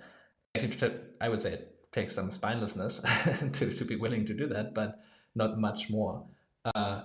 So I think the core of that machine, and there's like as also evidence to support that, is very, very old actually. And we have very, very little understanding. And I really hope, and I see that it's actually happening, that you get collective intelligence starting to be interested in that and kind of be immune against the narratives that are trying to be constructed to make you feel guilty and shameful about asking these questions. It's a very weird thing. Why shouldn't you be able to ask these questions and stuff like that? I feel like a massive kind of storm of attention on that question of like, what's the relationship between stuff like World War I, II, and III, and this ancient thing that there are people being born into environments that have so different worldviews than the environment that I was born into. There are different castes in this memetic stack. It's just the case. And we have very little understanding outside of the major caste, like this lowest caste of like the masses being used for stampedes and stuff. What are the other worldviews? Like, what are people actually believing in these inner nested circles of that machine? I think it might coincide with like World War III, kinetic version of World War III being right around the corner, but the meaningful thing is actually the orthogonal component of people digging into like, wait a minute, like what is actually happening behind the scenes of that surface show of like, this country is attacking this country? Because people are waking up to the fact like, wait a minute, these people are funding both sides of the war, so what's actually up with that, and like who's might be controlling them and who's blackmailing whom, and like it's so complex, or so exotic at least to someone who was born into this cartoon world of like Lego City. We have the firefighters and the policemen and like the trash pickup people, and like that world is a cartoon. But most people are living in that childhood cartoon version of the world. And yeah, and I guess just to put in like a last piece, these inner layers of that machine, you have to speculate. There's no other way to start making sense of it. Eventually certainty comes, but you have to be comfortable with not knowing and just asking crazy questions and like exploring crazy possibilities and stuff. But I studied physics. I have a background in physics, so there's this beautiful thing, this beautiful property of physics is like, if your technology works, it works, and if it doesn't, it doesn't. You can do so many marketing tricks as you want. Like you can try to debate with the universe. It will not give you whatever you want, anti-gravity or Yeah. whatever. It doesn't work. Like, and so that to me is like that will, I think, be the first little thing that pops this bubble, is that if indeed there is super consequential and meaningful stuff hiding in these nested reality layers, if it includes actionable, reproducible physics that is highly relevant to, for example, biospheric collapse type of problems, and that actually gets out, that will proof of existence of highly important things that none of us knew about, kind of thing.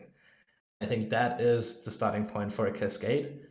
That's kind of more the dimension in which this phase shift will play out in my book. Because like if you just do the thing of like, oh, World War III is so bad, we need to change our ways, like, yeah, no way that this will happen coherently if the masses are just like not really figuring out how the machine works, because the machine has already placed all of these narratives in place for how to hijack that. Yeah. So it needs to be like really deconstructing that machine and really meditating on the implications and all of that stuff. I think that's more the dimension that is actually here, the meaningful one. I definitely agree with that. It's like it's very important that we find, new ways to engage with this information. I think that's where a lot of value in tools like what you're building, or I've seen a few other similar things, not they're all different in their own nuanced ways, but like I have seen other similar things to like foster collective intelligence, and I definitely think that's really important for changing the way that we engage in the world. one aspect that, like, when you were talking, I was thinking that it kind of reminds me of, like, have you seen the Truman Show, the movie? Yeah. It reminds me of that a little bit. Oh, it's what you said, yes or no? I said yes. It's a perfect Oh, example. sorry. Sorry, Yes.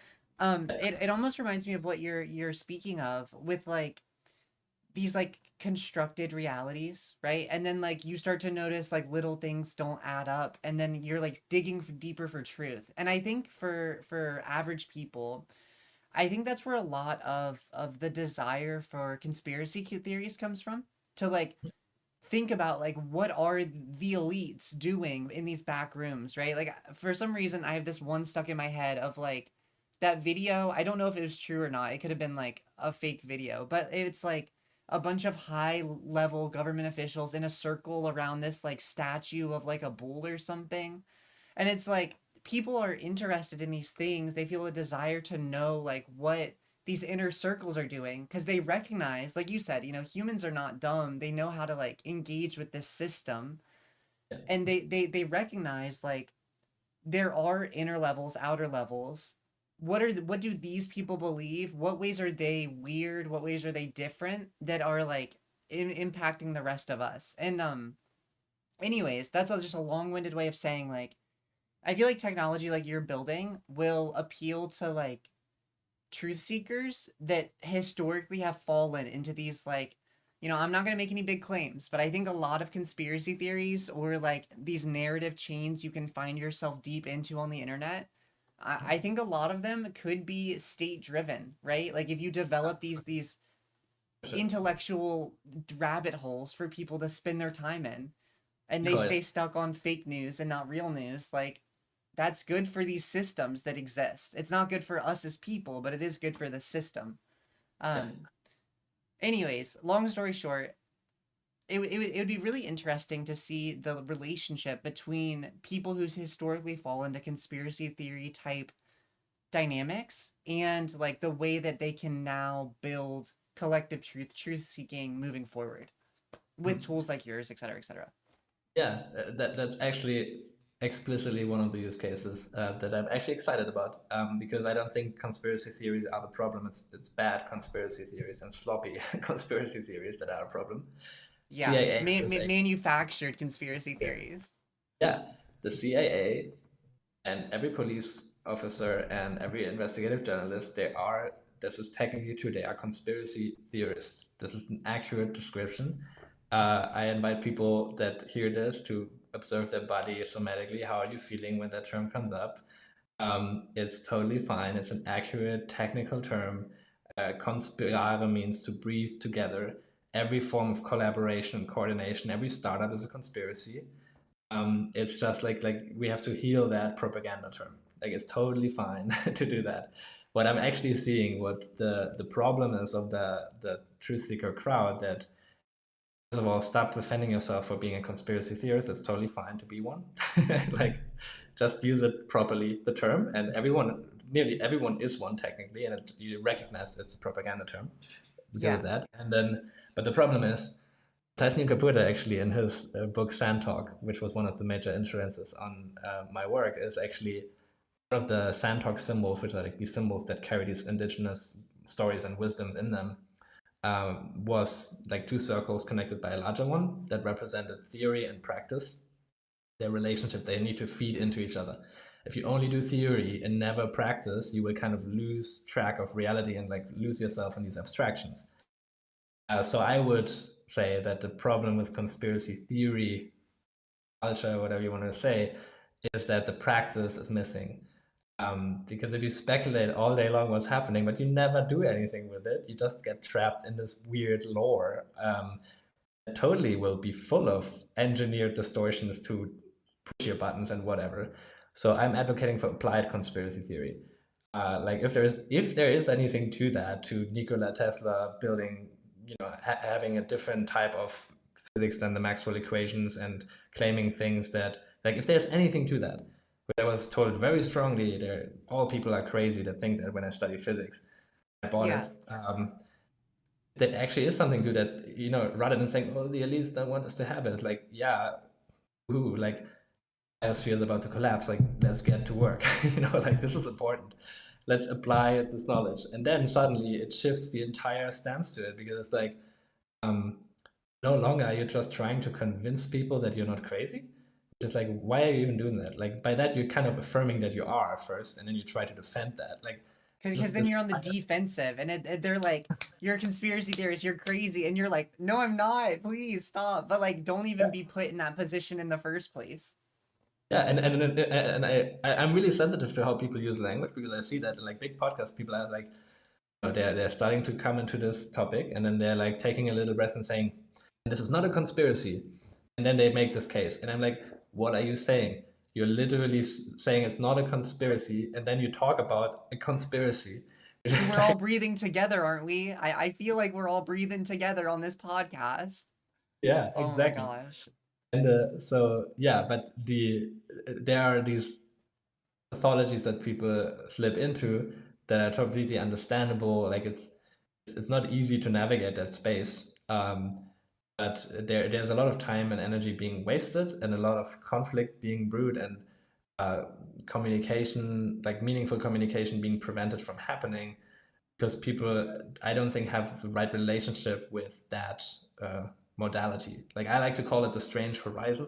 That's like just this, if you have this meme space, you're like here in your little bubble that you like, and then out on the horizons you have these strange exotic stories that you heard, interdimensional beings and whatever. Like, it's just all of the crazy stuff out there that we're all exposed now through the internet.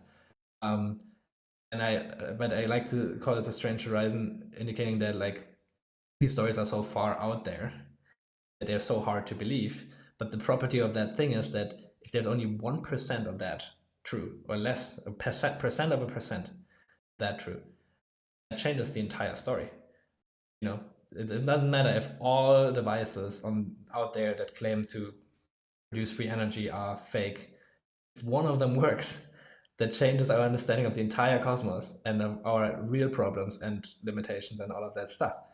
And so coming into right relationship with the strange horizon, which is mostly polluted by counterintelligence, it has to be, like, if it exists, it has to be like, you have to come from first principles. If that technology actually works and is being monopolized, how is it being monopolized? By completely polluting the space with so much ridiculous shit that people start to feel ashamed to even start digging into it. Yeah. And so there's a lot of maturing that needs to happen, and I think it will happen quite quickly. It has been happening extremely quickly over the last few years, and at the same time, of course, I get why people are concerned about this stuff. Like, but the moment I realized, I think a percent of it might be true. I was like, oh, that's actually then the baby in the bathwater, and I want to nurture that baby and like just live with the fact that there's a lot of bathwater in that space. Yeah. I I have two questions I want to ask, but they're completely different. One of them is just, what's your favorite conspiracy? Like, do you have any conspiracies where you're like, a lot of people might not believe this, but this one is one that I stand by wholeheartedly. Like, you brought up Nikola Tesla. Do you believe that Nikola Tesla had all these other inventions? Because I have heard the government took all of his inventions and his papers when he died. I heard that. I don't know if it's true, but I did hear that. Yeah. Well, I can tell you who my my favorite conspiracy theorist that would always defend himself to not be one is Stephen Greer. Have you ever heard of the guy? I feel like I've heard his name, but I couldn't tell you a single thing about him. Yeah.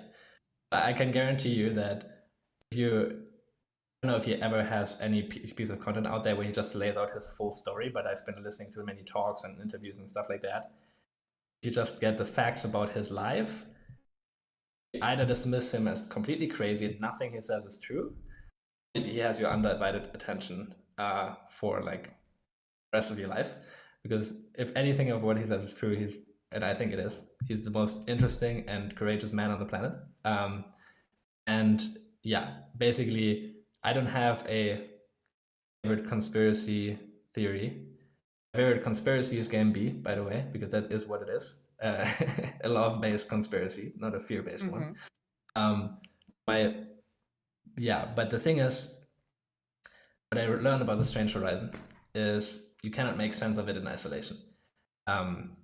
So there are, like, if you take any piece of it, so for example, ancient civilization claims that Atlantis actually, like, was Plato hallucinating when he talked about Atlantis and everything else he said is brilliant? Or might he always have been brilliant and we just have been missing that there was this ancient civilization? Like that's one kind of piece, and people research that in isolation. But then they are saying, oh, but it's impossible. Like, this piece of the Strange Horizon is completely interconnected with all other pieces, because it's like, did we all just forget on planet Earth that this thing existed? Or is there some phenomena where the monopolization of that knowledge confers power? And so suddenly it becomes inseparable, this conversation, from a secret society conversation. And then, like, yeah, but no one could ever pull this off. There is no coordination technology to make this work and stuff. And then you're like, well, maybe there is. What about all of this stuff here? And like, it's like, if you have to take it all at once into one unified fabric, and then it can uphold each other. Like, all these pieces hold each other up. And then it starts to crystallize into something you're like, yeah, it's kind of coherent. Kind of more coherent than many things I've been told. But you remain open to, like, however this might resolve this whole paradoxical stuff. But yeah, so I don't have a favorite conspiracy theory, because I have Stephen Greer's worldview, plus a few extra additions that I would add that he's at least not talking that much about. That is my favorite conspiracy theory, but it's very big and very explosive. But it pertains to the it's huge. I don't know how much you want to go into it, but the Fermi I would say Fermi paradox. That might be actually a good one, a good kind of punchline. The Fermi paradox, I think, is the most effective application of Lakoff framing ever to be unleashed on this planet. I don't know if it was created with that purpose, but it's certainly being maintained for that purpose, because I like to compare it to the Epstein paradox. So just imagine someone saying, like, well, it makes so much sense. Like, all of our first principle reasoning seems to suggest that there is this blackmailing ring that has infiltrated government, and all of these people seem to be implicated. And then they get into the White House and they say they're going to pursue them, but suddenly it turns out there is no evidence. It's just this paradox. Like, how can we make sense of that? Like, and then you get, like, the smartest people on the planet to try to come up with philosophical explanations for how this could be. Like, some timeline shift occurred, or what is it? Quantum wave function collapse might explain it and stuff like that. And it's like, it's organized crime. They're being blackmailed. It's pretty obvious. Yeah. And I invite you to put the Fermi paradox lens on with the same nuance, that by saying, oh, we have the Drake equation that suggests that there has to be so much life out there. We have, I don't know, tens of thousands of people with heartfelt stories that often, took trauma from experiences that they can't explain, which pertains to aliens and stuff like that. Like, we have all of that. Then we have all of these claims and these UAPs. Like, we have all of this stuff. Yet, like, the Fermi paradox is just like, oh, we have all of this reason to believe that we're being visited. Yet we have no evidence. And it's just like, do we? Like, is this actually true? But I've been totally fooled by that thing, because if you're studying physics and you identify as, like, a clever person, like, biting your teeth on the paradox is one of the things you spend your time. And it's just completely, you're being so masterfully manipulated by just taking the core assumption as true, because then they distract you with this higher level question that builds on that foundation. It's actually a crazy starting point, because it's ridiculous. There's tons of evidence that we're not alone, or that there's more going on than just us on Earth. And yeah, so and that is a rabbit hole where you're like, okay, how can that be? And I guess I leave it at that. But that's where Stephen Greer is interesting. Yeah. Does he talk a lot about like extraterrestrial life or like the Fermi paradox, or is that not one of his like main topics? Is that one of your personal interests? It's very exotic. I'm just gonna tell you straight up. So he developed the CE5 protocol, close What's encounters that? of close encounters of the fifth type. There's I've heard of that. Isn't that a movie? there's some close encounters type movie. I think I didn't watch that. Uh, I think it was of the third type or something. I'm not sure, It but might there, be. I haven't seen it, but I was just curious if like he was drawing from that or if they were drawing from him or like which direction that meme was traveling. yeah, I think the close encounter language is older. I think it comes from the X-Files. I'm not sure, but someone at some Mm-hmm. point was trying to make sense of all of these sightings and experiences and was like, okay, let's categorize them. So close encounter of the first type is just you see a craft. Second type is you have physical evidence of it, I think, and third type is you saw a life form, non-human, humanoid life form. The fourth is you were on a craft, because there are people saying that, you know. Um, the fifth one is what he added because of, sorry, that's maybe a bit, yeah, there's more to the story. How he discovered that, let's skip that for now. But Yeah. the CE5, the fifth type, is where you initiate contact. Because all of the first four types are like humans just minding their own business, and suddenly, oh, what the fuck's happening? The fifth type is like groups of people coming together under the stars, doing a type of group meditation thing, calling in crafts. And it's really bizarre that, for me to say that now, but I've seen enough evidence that, yeah, this is actually happening. And Stephen Greer is briefing like presidents and the head of the CIA and stuff. Like, it's not some guy somewhere. He Yeah. has debriefed like almost 800 whistleblowers.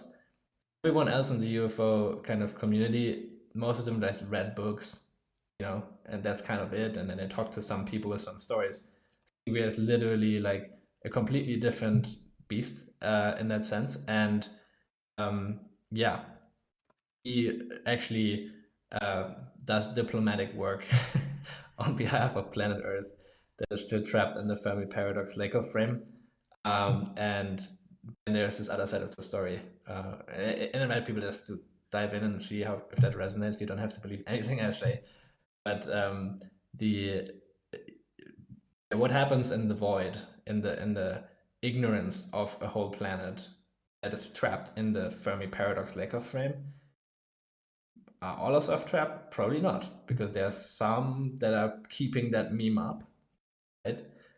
And then, yeah, if we're not alone, who is communicating on our behalf? What are they communicating? Like, what's the relationship that planet Earth has with like almost everyone being ignorant that there are entities to relate to?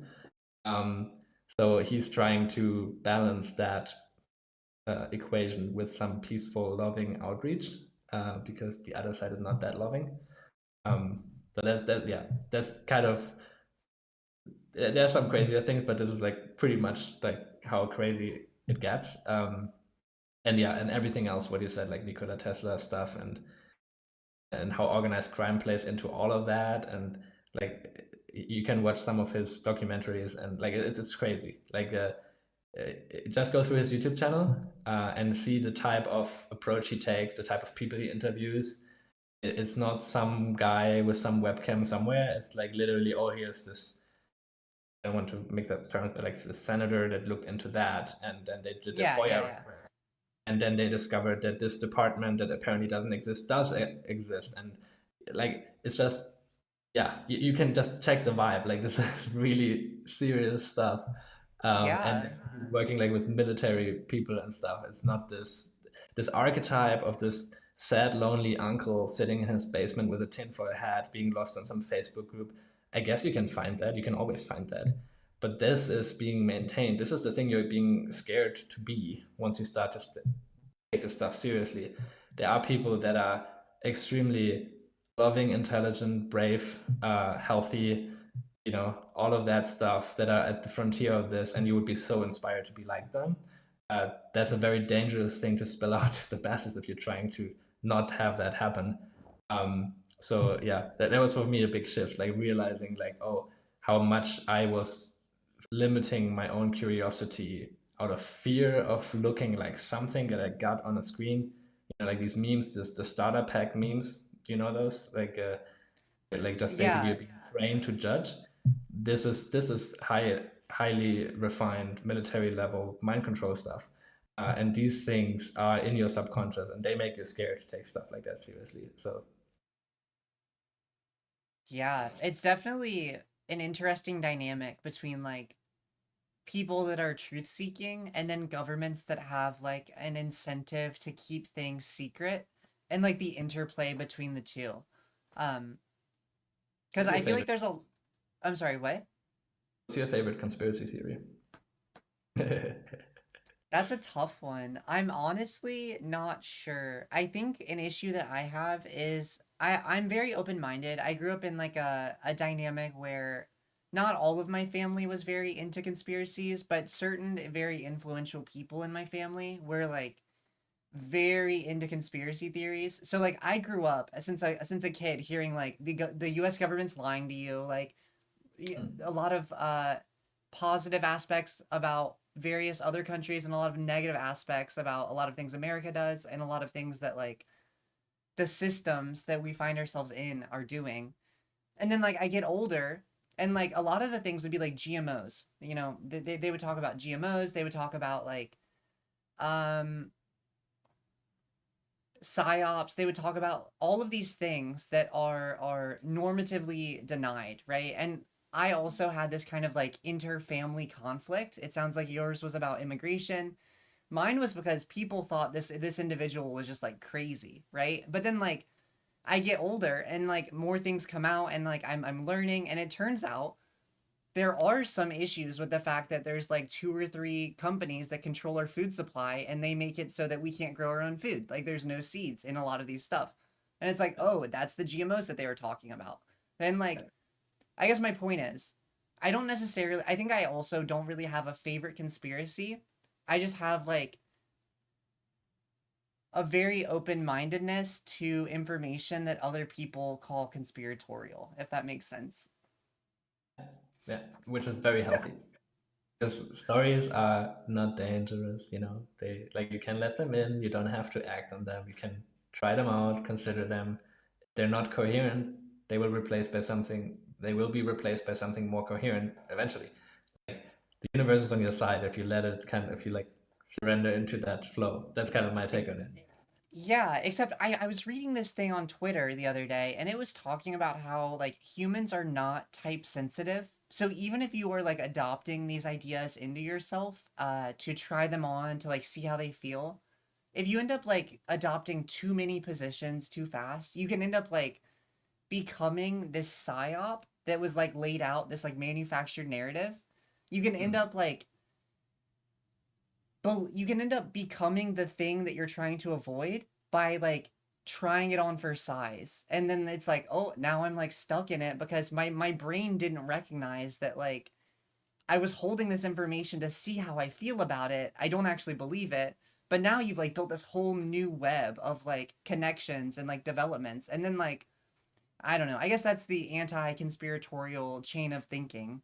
But like it's definitely an interesting dynamic to think about as individuals and then also respectively as like collectives. Like a state or like an organization or like a collective trying to handle these types of information transfers as like a cell of a collective, and dealing with like the membrane walls, right, is very different potentially than like as an individual doing the same thing. Because it can be safer for collectives to like play with ideas because there's so much more like grounding to like hold you steady. But if you're just an individual, like you said earlier, right? If you're too deep in the theory, if you're an individual, you're searching across the internet, you're deep in all these rabbit holes that are like planted by the CIA. You Yeah, might yeah. find yourself with like the exact thing that people are stigmatizing conspiracy theorists for, because I don't know, maybe they laid out those conspiracies as like a kind of psyop thing. Anyways, I'm rambling a bunch, but TLDR, I don't have a favorite conspiracy.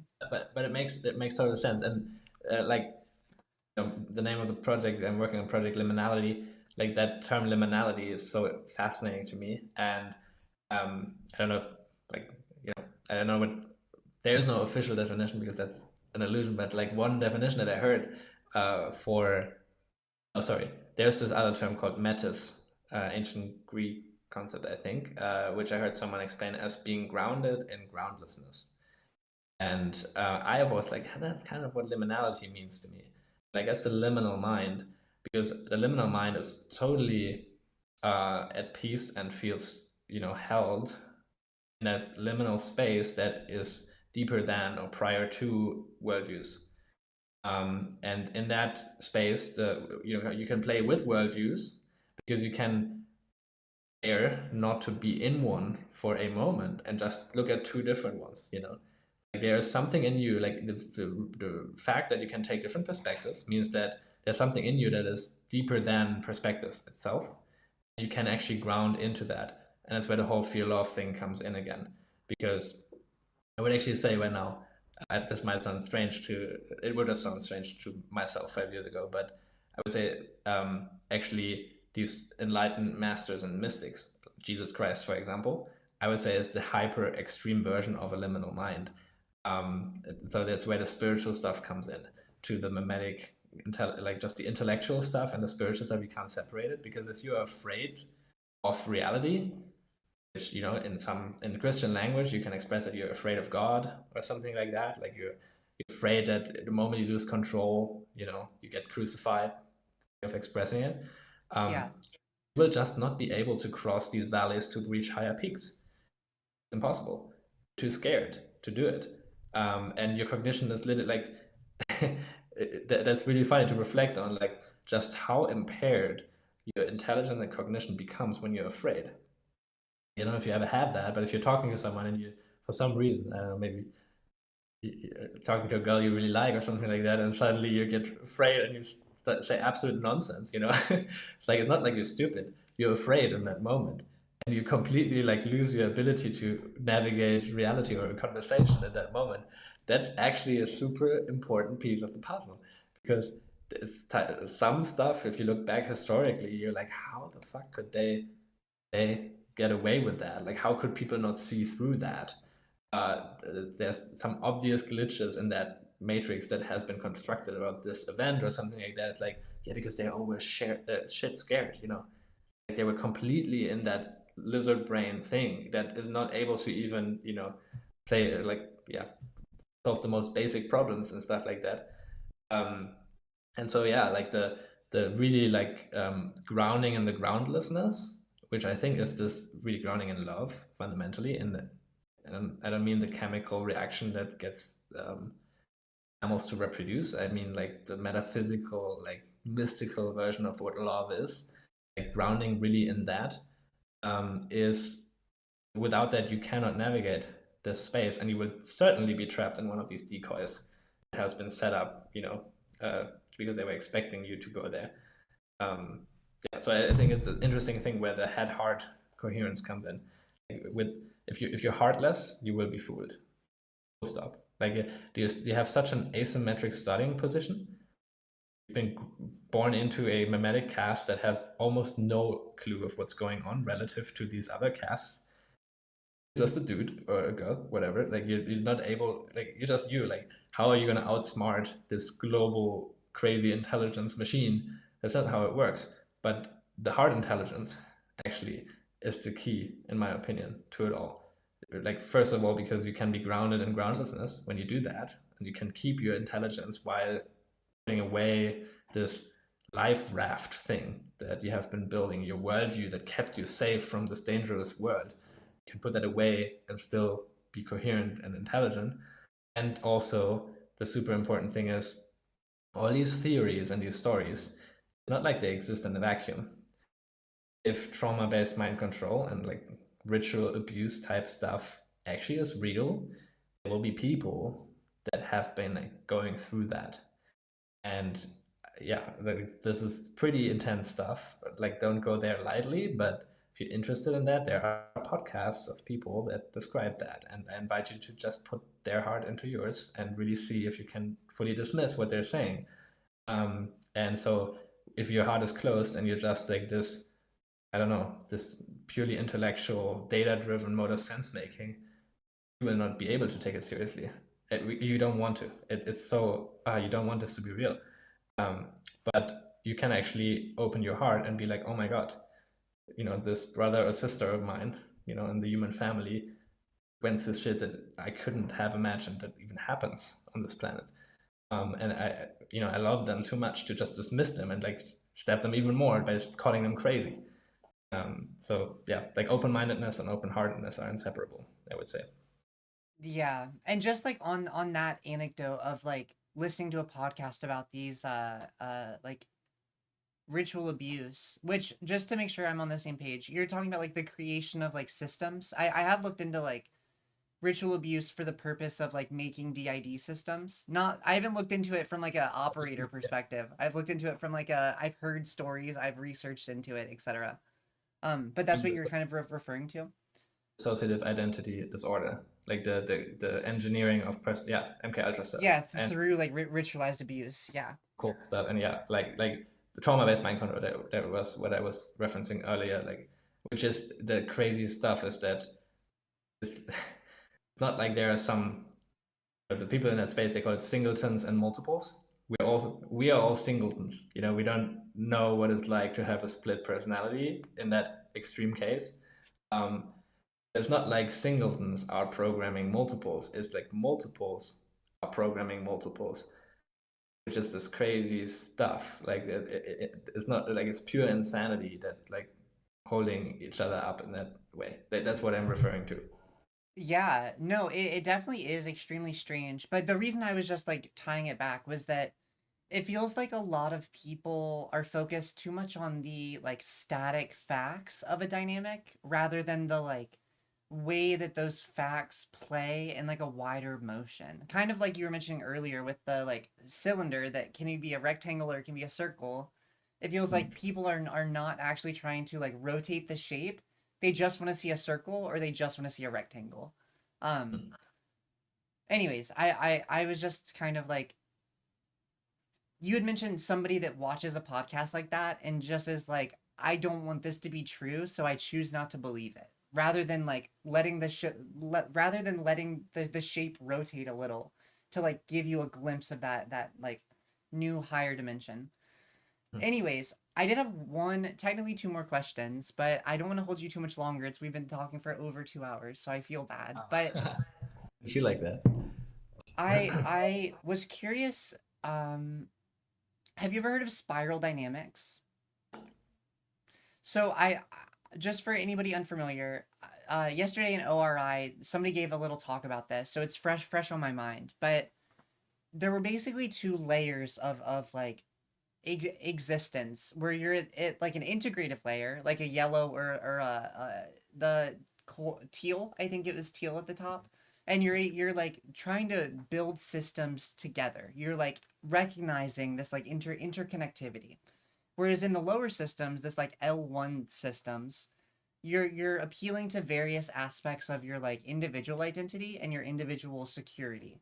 Like you might be appealing for community or like food. It's like Maslow's hierarchy of needs, TLDR. But I guess what I'm curious of is like, do you think game A, game B is this like lower levels, upper levels kind of game? Or do you think it's like the reason I'm asking is I guess I'm trying to figure out if like do you think human society, human civilization will kind of rubber band where like people in these upper levels are trying to build integrative game B systems and people in the lower levels are like snapping back because of their own way of processing information. I'm not going to say it's like right or wrong. It just is like a fact of how they engage with information at the time, right? So like I guess I'm curious, do you see these systems that you're building as like primarily meant for those like intentional system constructors, or do you like are you trying to be that person so that other people don't have to be? Does that make sense? Am I making any sense? You are making sense. I'm not entirely sure if I get the full question, but I have enough that I can answer. Okay. Okay. So I just So yeah, like so spiral dynamics, you have like the second tier, right? Like the second tier is integrative. And you were asking whether we were um maybe that's not exactly what you were asking, but that kind of came up. Let me know if I'm roughly in the right direction here. But um, I guess the spiral dynamics thing kind of suggests a very linear progression, right? Like from like the lower levels to the higher levels, and wouldn't you say? Kind of. In the presentation the guy gave yesterday, he like made it very clear that it's not necessarily linear. It's more like cyclical or like recursive, but like in theory, yes, it's like vaguely linear and like Right. encompassing down. You have like I heard Ken Wilber say this once. Like you have like a center of gravity, that you have like all of Yeah, these yeah, different yeah, yeah, yeah. parts. And so, but roughly like that scale itself is orders stuff linearly. It doesn't mean that everything moves linearly, but there's an axis of development Yeah. where from low to high or whatever you want to call it. I know they try to use colors to make it less of a competition thing and all of the problems with that, but interestingly, I there are two other stories that are very adjacent to that spiral dynamics work that I think for some reason I think for good reasons, there's very little overlap in the meme space, even though they're super resonant with each other. There is this other scale called the Hawkins scale. Um, have you ever heard of that? Yeah, so it's a bit I've more not. esoteric, I would say. It's a even though he was like an academic and did academic conferences and stuff, it's just the modality of how he discovered this stuff is too much for most scientists, I think. So David Hawkins was experimenting with like muscle testing, which is this known thing like coaches use it all the time, where you can ask a question and then if like a yes no question to someone and ask them to do like this, and then you try to open their fingers like this and tell them they should keep them closed. And the stuff actually works remarkably well. That if the answer is no from like your somatic or subconscious being, you for a short moment you get a bit weak. Your body gets a bit weak, and the person can open your fingers. And if it's a strong yes, you're totally able to hold this. This has been known for a long time. Interesting. That's really interesting. Yeah. Yeah, it's ridiculous how well it works. And the but it's not that woo woo, I would say, for someone that is close to that stuff, um, because there's a materialist kind of explanation for it, where it's like, oh yeah, you have like just part of your cognition that holds this answer, but you don't have it in your conscious mind, and so this is a way that indirectly you can get that information. So if I ask you about your childhood, not that crazy that your muscle testing could reveal some stuff. David Hawkins was going through like this crazy awakening experience, and he started to ask questions that are transpersonal, like more cosmic in their scope, and yeah, just fundamental truth about consciousness instead of, oh, you individual person, what have you experienced in the last few years. And he was getting consistent like results, reproducible, coherent results. And so he was starting to use this, like basically in a sense, he had like a yes no answer machine to the cosmos itself. That's the way you can frame it. And then he was starting to build a map of consciousness based on that. And he just said, okay, let's take an arbitrary scale from 0 to 1,000, and let's start to map consciousness along these scales. And so he had different dimensions for that map. Like the emotions are one dimension where it's like you have guilt and shame all the way down here, and then like pure love and freedom and like all of these expansive states up here. And like, there are so many different graphics out there, but they're all roughly inspired by his work and telling the same story. Like the view of God that you hold, for example, or whatever you want to call that placeholder term, is very different down here than it is up here. And the interesting thing in that story is that it like also mapped like power levels. There's a bit of a ill-defined term maybe in that context. Or the way I make sense of it is he wrote this whole book about power versus force, where the lower levels of that consciousness scale, like down here it's fear, up here it's love, basically. And if you're afraid, you're like weak, like this is what literally you're weak, like this is Yeah. what fear does to you. So you have to use force to kind of manipulate reality, and you have to build these exoskeletons of manipulated people around you so that you can steal their strength because you're afraid you're weak and you want to not feel weak. And like this is the force side of things. As in the love side of things, he called that power, which is a very different way to interact with reality where you're acting from a place of strength, which then naturally leads to, I would say, inspiration. So you're safe and you can influence the world in this loving way. And so the individuals that have ascended up here, and he asks questions like, where's the Buddha on that scale? Where's Jesus Christ on that scale? Where like all of these Muhammad and like whatever, like these great masters and all these figures, um, they're all like all the way up there, and their influence on reality is so vast because it's like this exponential thing. Like if you gain 10 more points from 900 to 910, it's insane of how much more influence you have on reality versus getting from 0 to 10. Um, and in that scale, the starting point, the neutral point, is not 0. The neutral point is 200 in the power scale.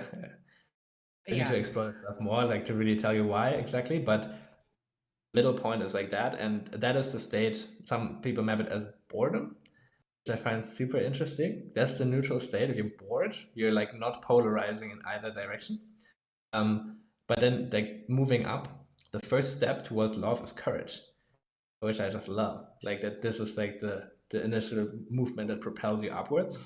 Um, and yeah, so I'm a bit on a tangent here, but like this other story that also kind of resonates with that is actually it's called the raw contact. Like it's actually, or the law of one. It's one of these channel texts, interriser stuff, like pretty trippy stuff. But there was this channeling in the 80s where yeah, what came through was many things, but also a teaching about the polarities of consciousness, service to self versus service to other, the negative and the positive polarity, which to me is pretty clearly fear versus love.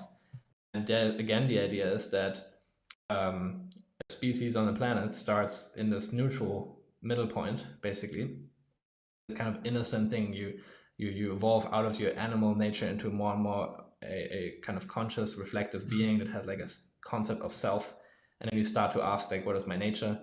And that can actually devolve into a very dark turn. And this is the whole trauma-based mind control stuff. Like this is where this takes you when you give in to fear, and then you become this cult that wants more influence, and this can take over entire planet basically. And then the entire planet chooses this very dark path of exploring consciousness in that sense. um, and you can also polarize positively through like loving kindness, and just use your freedom to free others. And that is the other path that you can take. And yeah, I guess very long story short, the integral theory. The one thing that I've found that I haven't found yet is this idea that you can start in a neutral place, kind of thing, and you can devolve and evolve. The stories that I heard from integral was more like you go from all the way down here to all the way up here, and the element of choice is not really present, like planetary choice. Um, and that to me seems to be a super important piece of the puzzle, because if you don't know that there's a choice to be made, you will make an unconscious one. The unconscious choice is the dark one. So the moment you know that there's a conscious choice and you see very clearly the options, it's very easy to make that choice. But it's like to not have that clarity is to make the unconscious choice for the negative path. Um, and yeah, I guess that's kind of what came up, if that makes sense. I feel like I can see where you're like connecting that. I want to clarify a little more just to get like really to the root of the question, I think. But briefly, yesterday in the spiral dynamics explanation, he was explaining that like the way that he is viewing it that's a bit different than like the normative way of viewing it is that up until you hit like yellow or whatever, this like integrative stage, you're building yourself. And then afterwards you're like de-building yourself. So it's not, because he actually mentioned something similar where like thinking of it as like you get to these levels and you just keep like getting better, better, better, like me, like super like self-involved, I guess, is an incorrect like synopsis to really create this sense of like advancement. You need to like lose that sense of self again and like reintegrate with the lower levels of the whole spiral dynamics thing. At least I think that's what he was saying. I might have misunderstood it. It was a pretty dense lecture, but Like the Maslow hierarchy thing, where he used to have self-realization at the top, and then later in his life he added self-transcendence.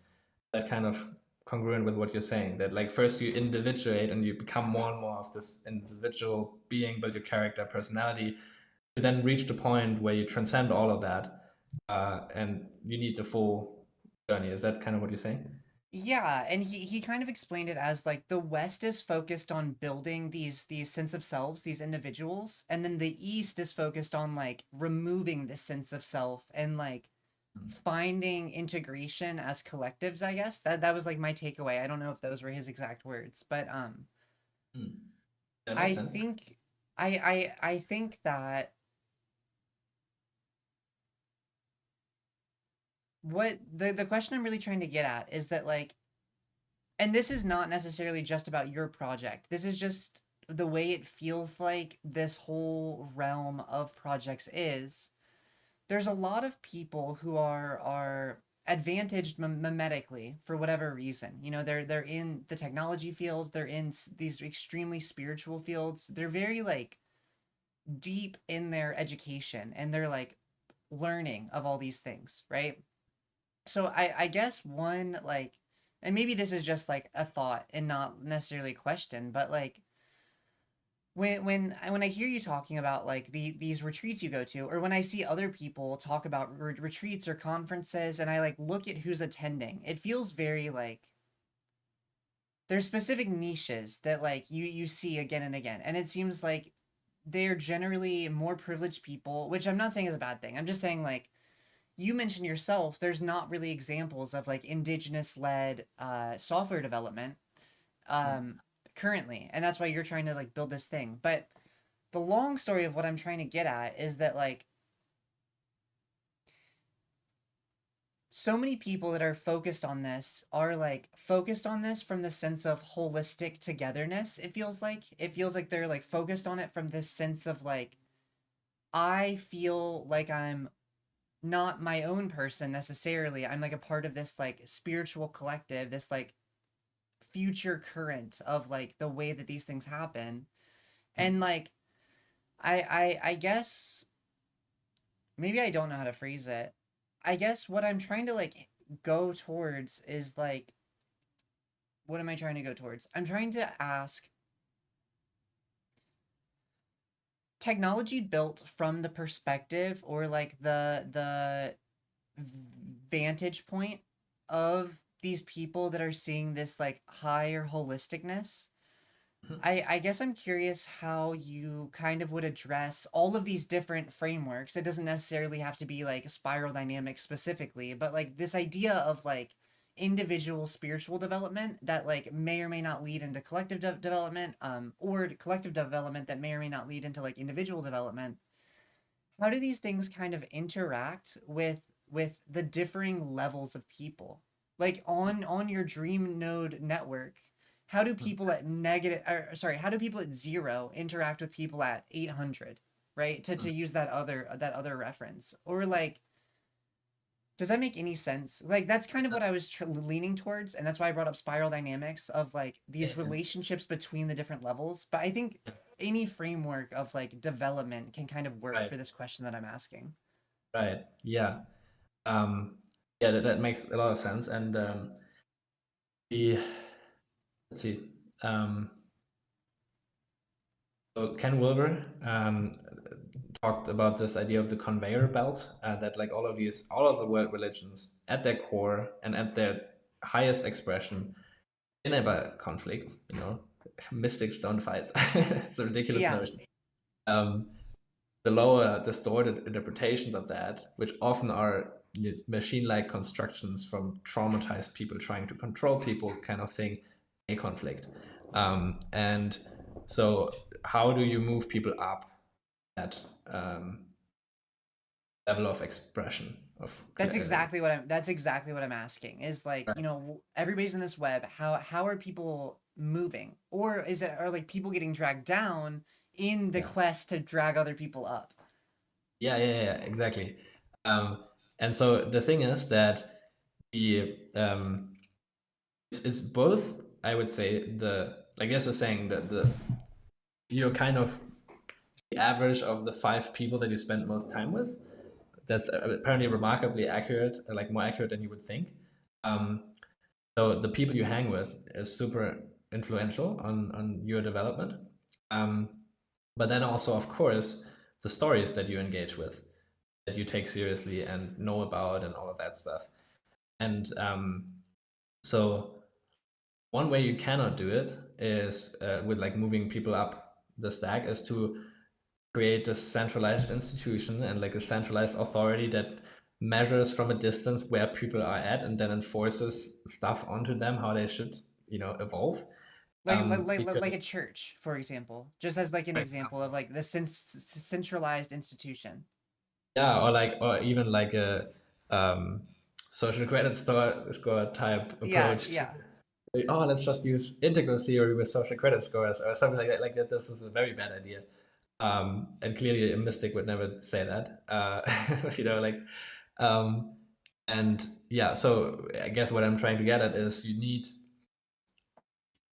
game B as a category needs to overcome this addiction to authority that game A has. Game A works with external authorities, full stop. Like it needs that. So how do you design a system where there is no central external authority that determines how things work? Well, you need something where self-organization can occur, and you have the fundamental principles in place that become less interesting. Like, where are you on that scale? Because that's somewhat arbitrary. Like, how do you really measure that? But it's more like, where are you going? Like the direction can be really clearly defined, I would say, which is like how much integrity is there in your worldview, how much do you integrate these conflicting perspectives rather than cutting off and pushing out the ones that don't agree with what you already hold.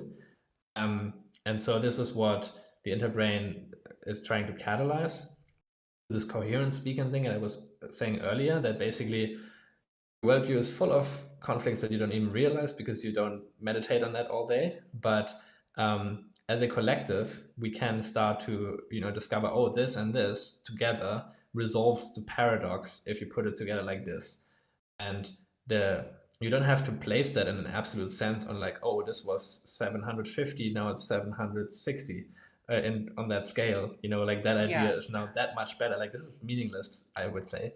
But you can definitely say, oh, but this is more whole than this. So we have a direction now. Like we agree on the up vector. And so, yeah, and then this way you can have this communication medium in which you have like a self-organizing conveyor belt that is not just this cold data stuff. Like it's not just signing up for Brilliant and they have different courses at different levels and you move up that, but it's more like it's both the ideas and the people that you talk to about these ideas, and all of this will self-organize. And one of the things that I realized in my own journey is that Miracles talks about that, for example, that we all like to teach us to learn us to teach. And like in a culture, in a healthy, loving society, everyone is teacher and student at the same time. Like everyone you meet has something to teach you, and you have something to teach them, etc. And the very, very best moment to learn from someone is when they literally just figured out exactly the thing that you haven't figured out yet. That's the most exciting thing. Like, finally, I get it. And they can completely kind of identify with what it felt like before and how they got there. So they just took that step and they're excited now to help everyone else that's right at this point to get to that point. This is so much better than someone that figured that out 10 years ago and completely forgot what the problem even was that he had with understanding that. And so it's like there is it's not like being all the way at the top is necessarily the best thing possible for the collective. It's like you are like the bridge to help someone from here to there, or like from here to there on that journey. And we're all lifting each other up on that thing, basically. Um, and so, yeah, that would be kind of my answer to that question. Like, there's like you have the self-organizing principles to build a conveyor belt towards higher and higher integrity and coherence. And what you need for that is a definite answer for how do we determine the up vector. And that is integral theory says it quite clearly. We have to integrate knowledge. So if you have a mechanism that upregulates the integration of knowledge and makes that spread, you have this natural movement upwards. And we never need to quantify where you are at. That is actually, I think, it only introduces so much, such a straight way to think about it. This way to framing it is already kind of sabotaging, I think, your journey, because it invites comparison mind. And I would say comparison mind is mediocrity mind. Like the moment you compare yourself, you become mediocre compared to what actually, if you just did the thing without caring about that, would come through. Yeah. Thank you. Thank you for that answer. I think that definitely does clarify a lot of the like questions I had in that area. And I'm sure a lot of it is just like the way these interactions between the technology and the people on the ground emerges and evolves, and like what does it actually look like when this is in the hands of like, I don't know, thousands, hundreds of thousands, millions of people. um so I definitely appreciate you like laying all that out. I was curious if there was anything that I didn't ask you that you wanted to talk about, or like, yeah, just like an open moment for you to kind of like. Good question. I think we covered like so much more than I that I was actually expecting. So there's not really directly. I think no, nothing comes to mind that that needs to be discussed on my end. Okay. Well, what? Okay. Well, somebody just asked in chat, so I know I'm closing up, but I want to ask this one too. How does all of this stuff that we've been talking about apply to lower IQ individuals or those with like disabilities that would not be able to necessarily like engage in information the same way that I don't know, your normative human could? I don't want to say average there, but like normative. Like most people, I'm assuming, could kind of engage with these kinds of systems, these like beliefs, etc. Um, but yeah, well, what is the like exception case in this dynamic? So I think IQ is definitely relevant in the whole story of the human journey towards the more beautiful world our as soon as possible. It's not the main. It's not the main game. Not the main gig. Not at all. I think it can easily distract you from the actual core of the journey if you're focused too much on that. And again, metrics imply comparison mind, it's mediocrity. Comparison brain. Don't comparison brain. Because, like the Course in Miracles has this brilliant quote, like, um, what was it? Oh yeah, who can use his brother as a gauge of littleness and escape limitations? That just sounds so good. You know, every second you think about how much smarter you are than someone else, you're wasting your intelligence.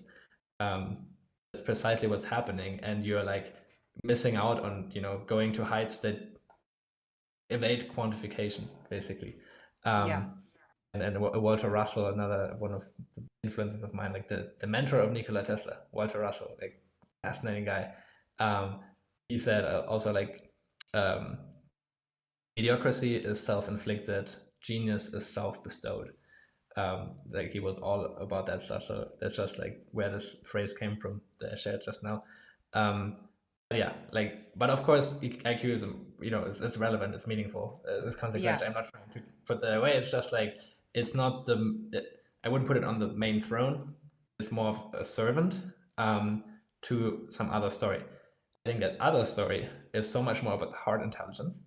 And not sure how well I can make that point here, just ad hoc, but if you think about how, like, you could make the case that game A is also a bit addicted to IQ or just intelligence because it has produced so many problems that never existed before, that we constantly need people to solve these problems.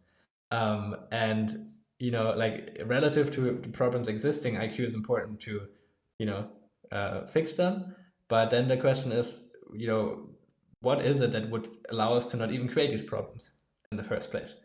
And I would say that art intelligence is so much closer to the core of the story, and it's all relative to how you define even what the journey is and towards what we are collectively steering. I guess that's a choice that everyone needs to make for themselves. For me, it's clear that I'm committed to navigating collectively, or doing my part and navigating collectively, to the more beautiful world our hearts know is possible. Like, I want more beauty, which includes goodness and truth in it. And again, the Course in Miracles, one of the points that I find so interesting is that I've been so deeply entrenched in complexity theory and stuff like that, because like that's all, like, the system thinkers in MB circles, they're all about that, and it's so beautiful. Like, it's breathtakingly beautiful, like this whole theoretical framework. And it was very interesting for me then to study that Course in Miracles text, because at some point it says complexity is of the ego. And it talks about the simplicity of salvation, and salvation is this Christian term for just, movement towards a more beautiful world, where all of these sources of suffering are no longer there. And so the actual super important story at the core of it, and this is again relative to how you define the problem and what you find valuable, which in Buddhist circles you would say, like, overcoming suffering is actually the thing that really is the highest priority. Not necessarily overcoming whatever, like some technical limitation, like improving the startup time of your MacBook, halving that is cool, it's a technical achievement, but what actually is meaningful to work towards, and I would say ultimately, is the alleviation of suffering, and which comes with the increase of beauty in experience and stuff like that. And yeah, with a very average IQ, you can completely grasp all the important stuff if it's framed correctly.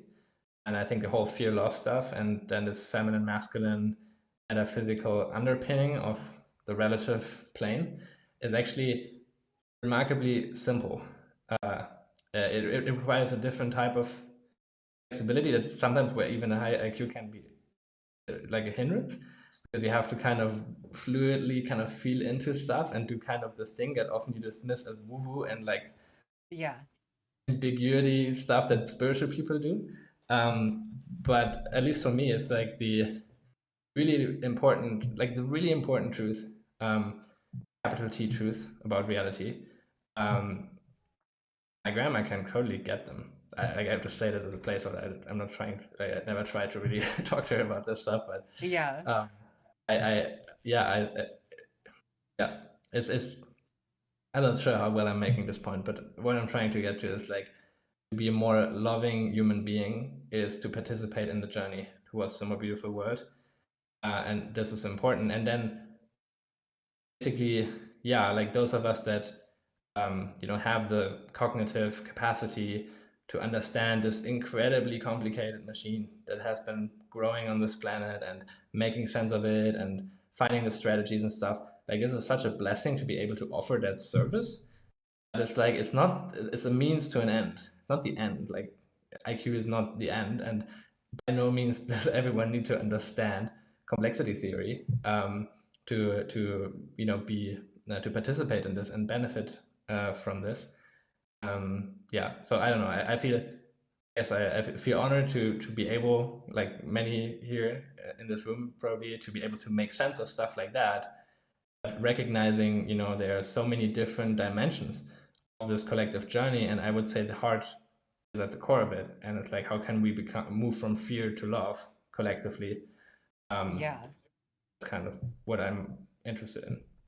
Yeah, and so the chat was following up with some questions, but I guess just to kind of broach this, do you believe in like narcissists, psychopaths, or like do you believe in people that the way that the chatter is framing this is the people that lack this heart intelligence, right? Do you believe these kinds of people exist in the first place? That's where I want to start. Um, so then, like with that in mind, how do those kinds of people that might be fear-based, negative, like antisocial, for lack of better terms. Oh my God, antisocial personality disorder makes so much more sense now why they call it antisocial. Um, anyways, I'm curious. So the question is just directly. So if it's heart intelligence, what about the sociopaths of society? They don't have access to this. Like, how do you kind of envision? And sorry, I know I said just the one more question, but I'm just so curious. Like, Fine, how that's do you like, how do you envision people that aren't necessarily aspirationally moving towards this love result to interact with these kinds of things? like how to bind the dark tetra types on the planet, like to Sure. deal Yeah. with them, and the fact that they control crazy technology and stuff like that. Yeah. The game theory is key. The see, the one thing that's kind of it first sounds like a terrifying thing, but actually it's a blessing, I would say, is they all find each other. That's what I had said earlier. Organized crimes checks what other gangs are out here.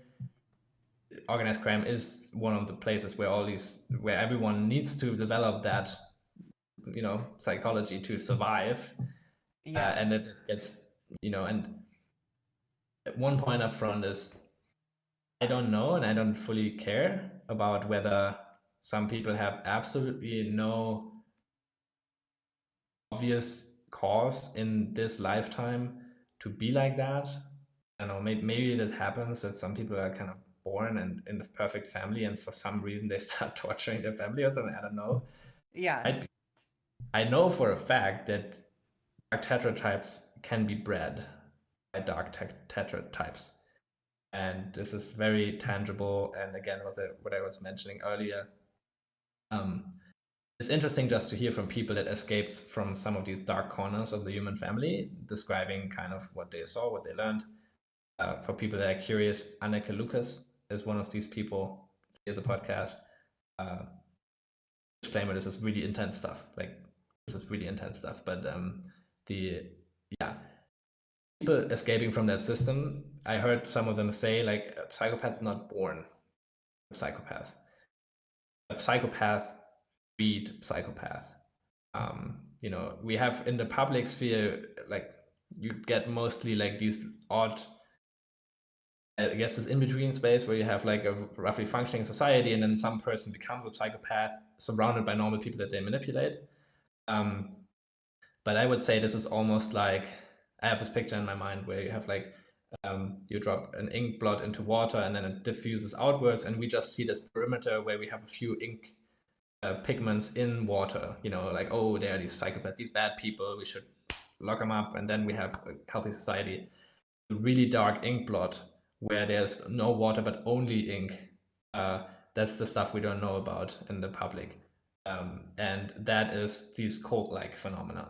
And that is like, yeah, I heard Jordan Peterson of all people say this once, like Lucifer as an archetype is the represents the intellect gone mad. And so we all know this paperclip maximizer experiment with AI going wrong, right? Like when you tell an AI maximize paperclips and you don't really define. And then it kills everybody to like just make paper clips all the time. Yeah. Exactly. There is a much older machine that is like in the heads of people that are close to that dark ink blood, that's maximizing guilt and trauma, because that is just the substrate on which control grows. Trauma-based mind control needs that, and it's pretty strange. I find myself having the ability to appreciate on some twisted level the cold elegance of how they maximize that function. It's a very cold optimization machine. And at the same time, it's so heartbreaking that someone could be so disconnected from their own, whatever it is, their heart. They are even willing to think about doing such things. But you have these systems where intergenerationally psychopaths are being created, and you create them through trauma, and it's a survival mechanism, and that's at the heart of super social programs, example. So like this is you can make really, as an engineer, you can make sense of it if you can shut down your heart for a moment, like put on that psychopath mask for a moment and be like, oh, if I had no empathy at all, I could do this, I could do that, I could do all of these things that people don't expect, because it becomes so hard to believe because it hurts to believe. Just so no one, how can anyone do that thing? But long story short, the game theory, like psychopaths are bound by game theory. It means they're extremely predictable. They form cults, and cults are machines. Machines can be understood as like this causal systems, and you can make sense of that and then figure out, okay, how can you basically have the machine deconstruct itself? Like you can reprogram that machine once you understand it. Like fear makes people extremely predictable, and this problem with these psychopaths is like the blessing and the problem at the same time is they all find each other. They all self-organize in this fractal cold hierarchy thing. And at the end of the day, then that makes it pretty graspable, almost less of a problem, as if they were all everywhere and you wouldn't know where they pop up. So yeah, and you have to deal with that. And I think there's one angle you can take how to deal with that, and that's like we have an interesting moment in time right now with the whole Epstein stuff.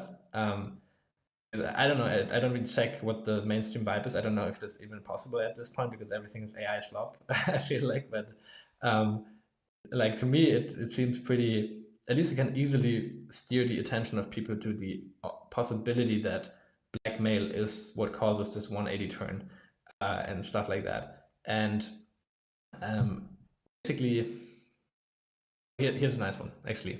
How to make that point even better. I heard that the other day from this, I forget the name of the professor, some online lecture, where he was saying in ancient Chinese military strategy, you have this thing where when an army was kind of outmatched, the general would retreat and like move the army to a river. That behind them there was this strong river, and basically create this situation where they had to choose between death, drowning in the river, or fighting for their lives, basically, which then would trapping themselves in the corner.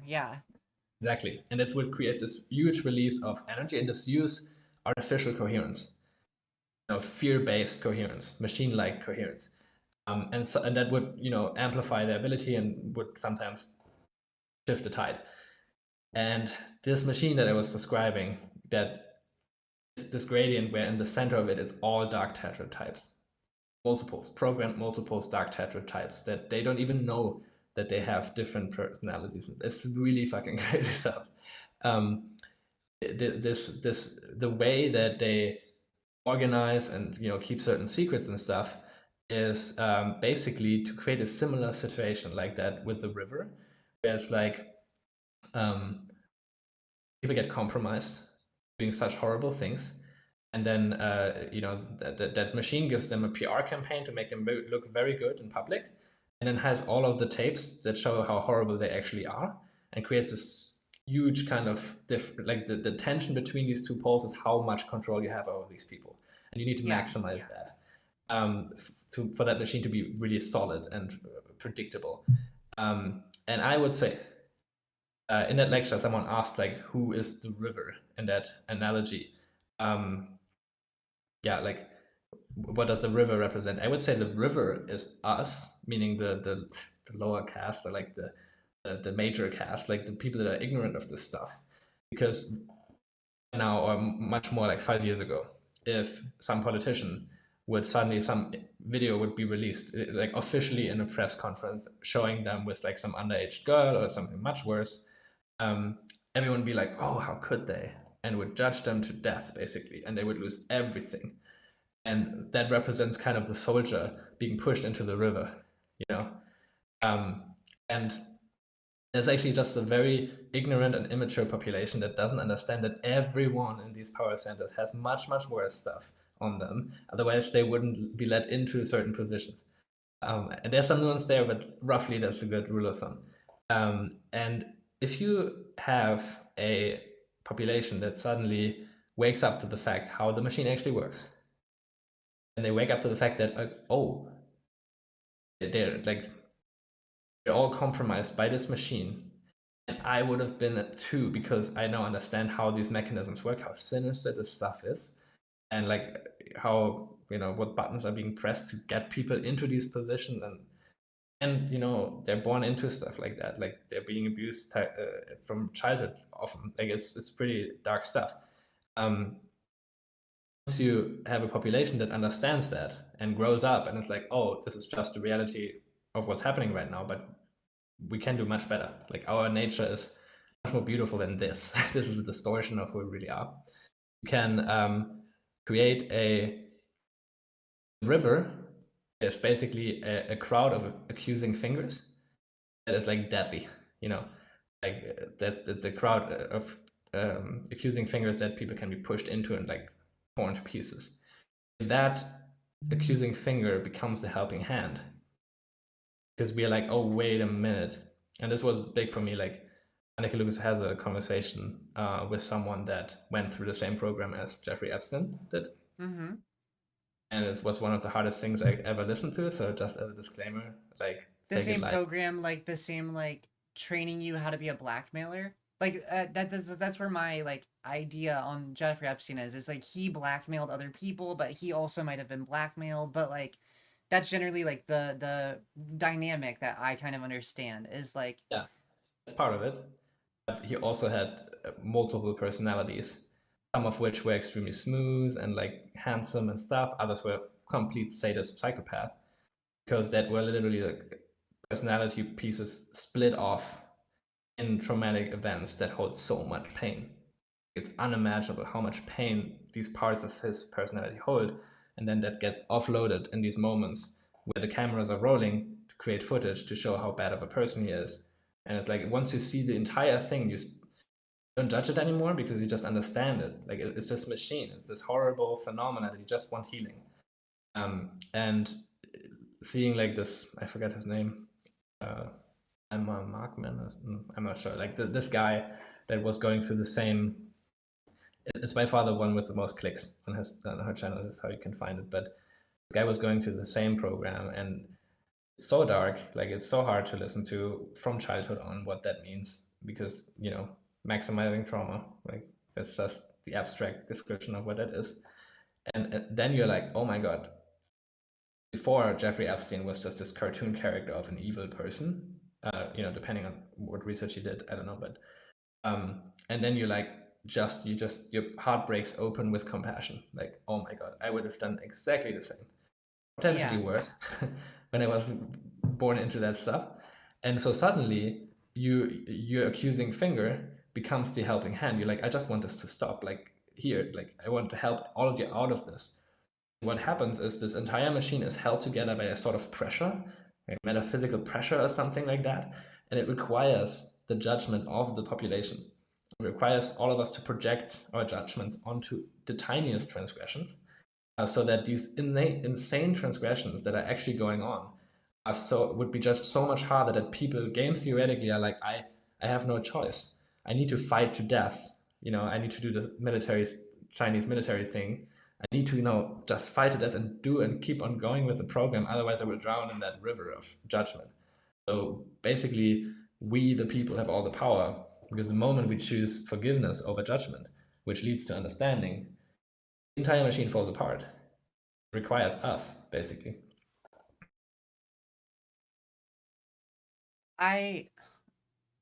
in like a game theoretical sense, it almost feels like pushing those people of power into this position of like all the fingers are pointed at them could backfire though, right? Like there's in the same token as that like ancient Chinese phrase for like military generals. So also keep that in mind. These are military generals. There's the phrase that you should never corner a wild animal, right? Like you never want to put a wild animal in a situation where it feels like it has to lash out at you and like cause you violence to maintain its own freedom and security. So I guess a bit of what I'm leading to is like, how do you balance the fact that like this cult of dark triad, right, wants to continue preserving itself. They want to continue their like ongoing dynamic, etc. And a lot of people might compare this to like a government, right? Specifically the one that I live under currently.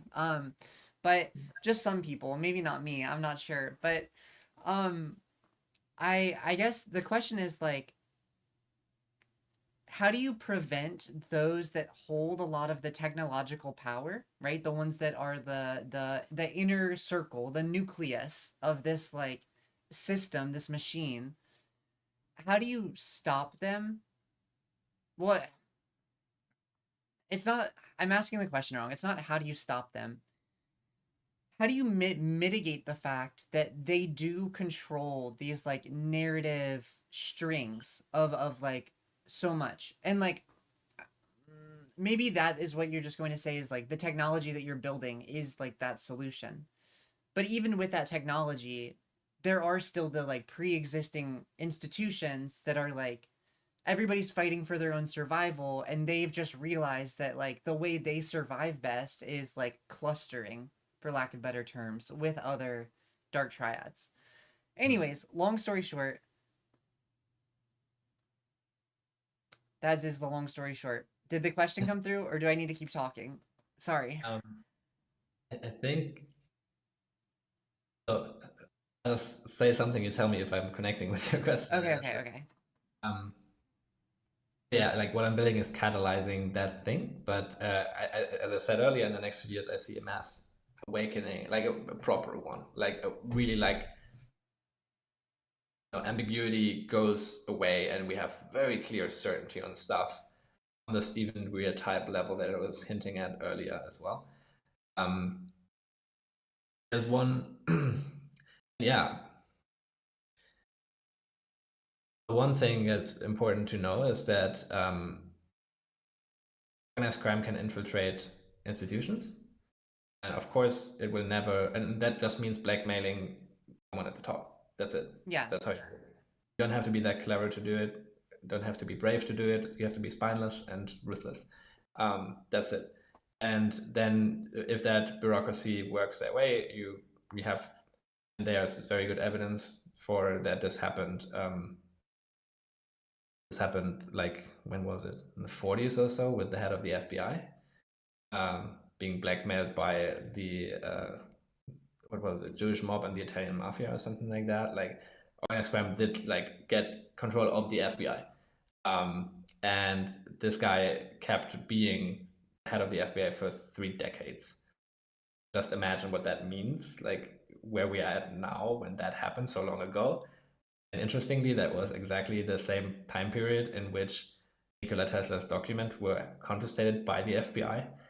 So that's kind of when I was hinting at like the technologies in the hands of these people and stuff like that.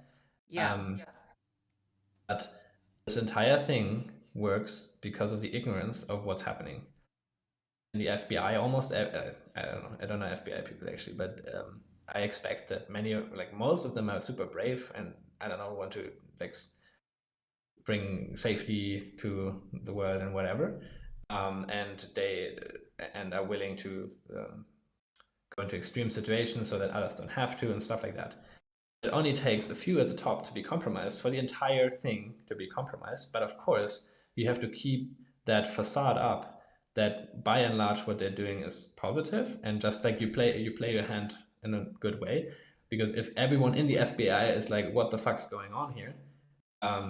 Like, who are we actually working for? It doesn't work anymore.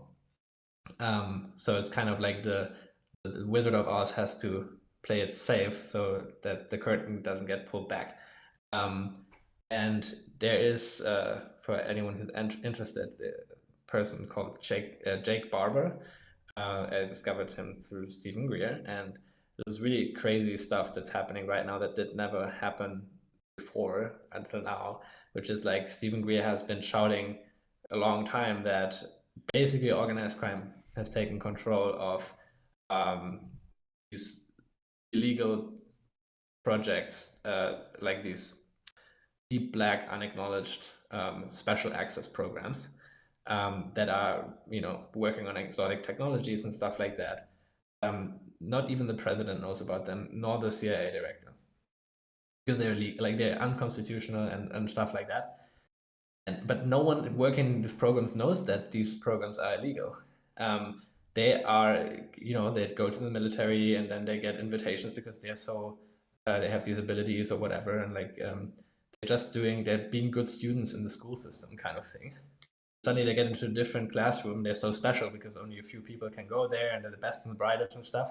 And no one ever tells them, oh yeah, now you're actually working for organized crime instead of the official government. But they're waking up to the fact. Like Jake Barber with his whole squad, they through Stephen Greer, they discovered that oh shit, who are we actually working for? And they started digging, and then they got strong feedback, violent feedback that they should not dig, and that gave them the clarity that they're working for someone that they shouldn't be working for. And they're defecting right now.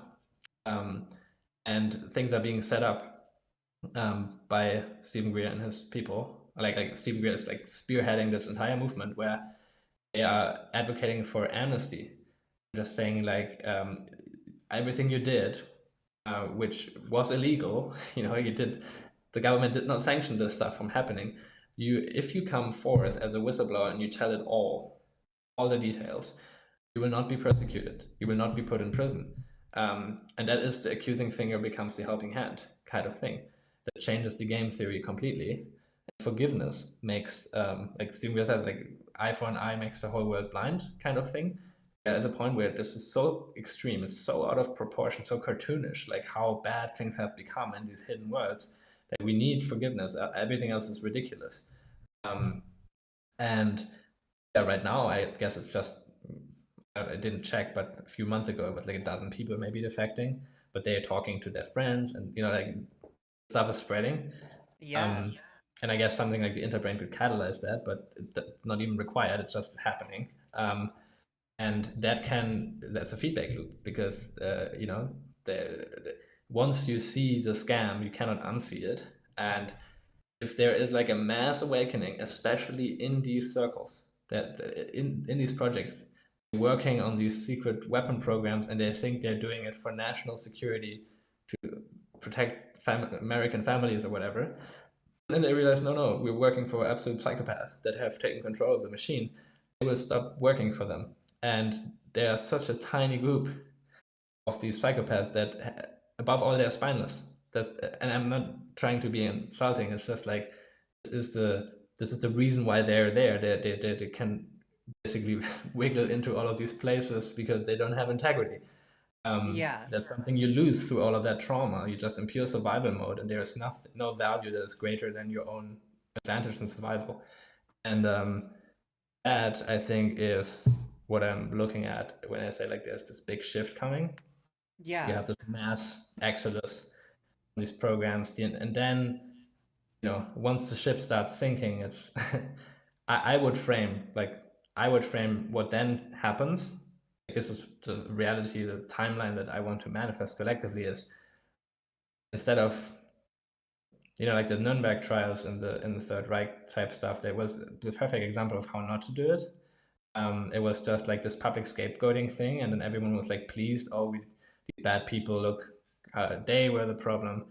And then we moved on, and if you dig deeper into what's going wrong today, you see like, all the big players completely evaded justice and just kept on going, Operation Paperclip and stuff like that. A lot of them just came here and contributed to America, so right into the CIA and NASA. Like yeah.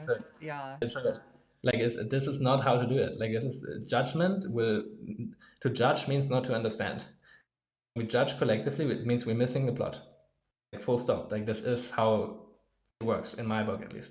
And what we need is the greatest rescue mission that the planet has ever seen, because the moment that the ship starts sinking, these people don't like each other, they don't trust each other, they're only cooperating because they're all in this blackmail machine, that they're like, oh, the game theory makes our behavior predictable enough that we can temporarily work together. The moment, and I wonder even what deepfakes are doing to that already, because these tapes lose their power when you have AI slop that kind of can simulate that. Yeah. But I don't know if they have backup solutions for that, but definitely once you have a mass awakening, I don't know, like I'm just like, let's get in there as quickly as possible and keep them from devouring each other. And it becomes just like this helping hand becomes a very heroic thing. Like our brothers and sisters, they're so completely confused, completely traumatized, and it's hard to imagine what they will do to each other once the ships are sinking. So let's rush in there and prevent that from happening, and it shifts the entire story. You're not like the weak victims of anything here. It's like a rescue mission, I would say. Yeah. One person in chat asked, like, is this pointing finger becoming a helping hand kind of like a form of suicidal empathy? Like, right now they're aggregated together, right? All of these like people that we see as like, dark actors, for lack of better terminology. They're like clumped up. But when you become this helping hand, aren't you essentially offering like an extension for all of them to scatter? And like, if I think about like mold or mycelium, right? Like, one fungus clump can grow, but if you break it up a bunch and then you spread it out everywhere, you're gonna develop like a really deep mycelial web. Like, I've grown mushrooms before, and like the way you do it is you put the spores in the bag and then you mix it up a bunch so that like it can fully colonize that like territory, right?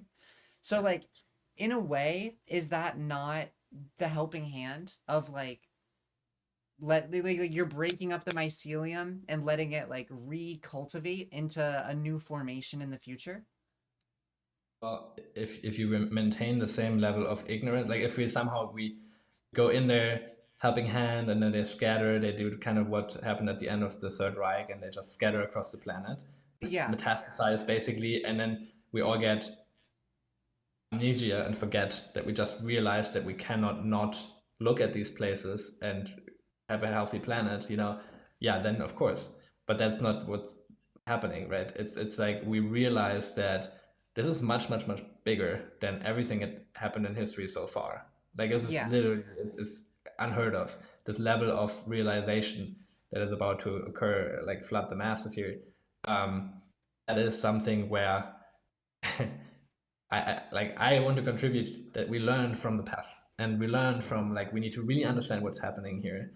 Um, Trauma-based mind control was first, or this scientific version of it, because there are older versions of it. But the scientific version of it was developed in the concentration camps. Really? Yeah, I and didn't know that. that's what these people tell you that are escaping from these programs. Like that's where it comes from, and that's the reason why it's now in MK Ultra and in South America and stuff, is because Operation Paperclip and things like that brought in that knowledge. Like there's technology that was not acknowledged that was brought over. Like the whole rocket stuff, yeah, that was interesting, but that's not the real story of what was imported there. And like there's this massive. There's one example that I really like. It's really intense, but that I think that will be one of these insights that is easy enough to grasp and consequential enough that people will never ignore that again. Which is like one of the people that escaped justice at the end of the Third Reich, a person called Hans Harmsen. And Hans Harmsen, this German guy, I know about him because Annika Lucas was trained by him, which is a very euphemistic word for trauma-based mind control application. Enough in the city where I studied, Heidelberg in Germany. Really? Yeah, it was really trippy to figure out how close to home this whole stuff is also happening. And Yeah. and so Hans Hamsen is the founder of Pro Familia, which is the German version for like this institutionalized sex education. And so this guy was not only like a eugenicist and like a Nazi, like full on Nazi, much darker. Like Anneke Lucas, saw like the much darker version behind that Nazi and eugenicist stuff, which is Yeah. this is Satanism for some strange reason. This guy was doing like these rituals, which involves really dark shit done to the most innocent people you could imagine, and including Anneke Lucas. And this guy basically determined what I was learning in primary school about my sexuality. And so this is like this moment where you're like, oh, this is bad. Like this is another level of things out of control. And these examples, I really hope, can teach that we cannot just do Nuremberg Trials 2.0, because then we will repeat the entire thing. Because that's to judge is to stop this process of deeper understanding, which means you stop at this shallow surface. This comparably small group of people are thrown into the river and devoured by that river. That's it. Like nothing more happens, and the show just continues. And the people that have insulated them by like dozens of layers of nested memetic casts, they just do their thing, and they have so much like a buffer zone built around them, basically. And we need to understand the entire construct, like the entire framework, and find, again, we don't have this absolute bird's eye perspective of what's going on, but we have a recipe for going from one cast to the next. You can define the up vector in that flow, and you stop once you start running out of casts to go to, because then you have healed the entire thing. But you will never stop. Like, to judge is to stop that process, basically. And to forgive is to continue the process of understanding until like the healing light of understanding has shown away the entire thing and dispelled the entire thing. So the metastasizing of that only would happen if you attack them, which means you don't understand what they went through. I would do exactly what they are doing right now if I was born into this atrocity. So to attack is to prove that you don't understand what's happening, I would say. And then you remain in the ignorance, they scatter, and then we're running out of iterations of this. Like we have crazy technology. Like it's not like we can keep doing that. There's not much more planet and much more humanity left to be even more consumed by that.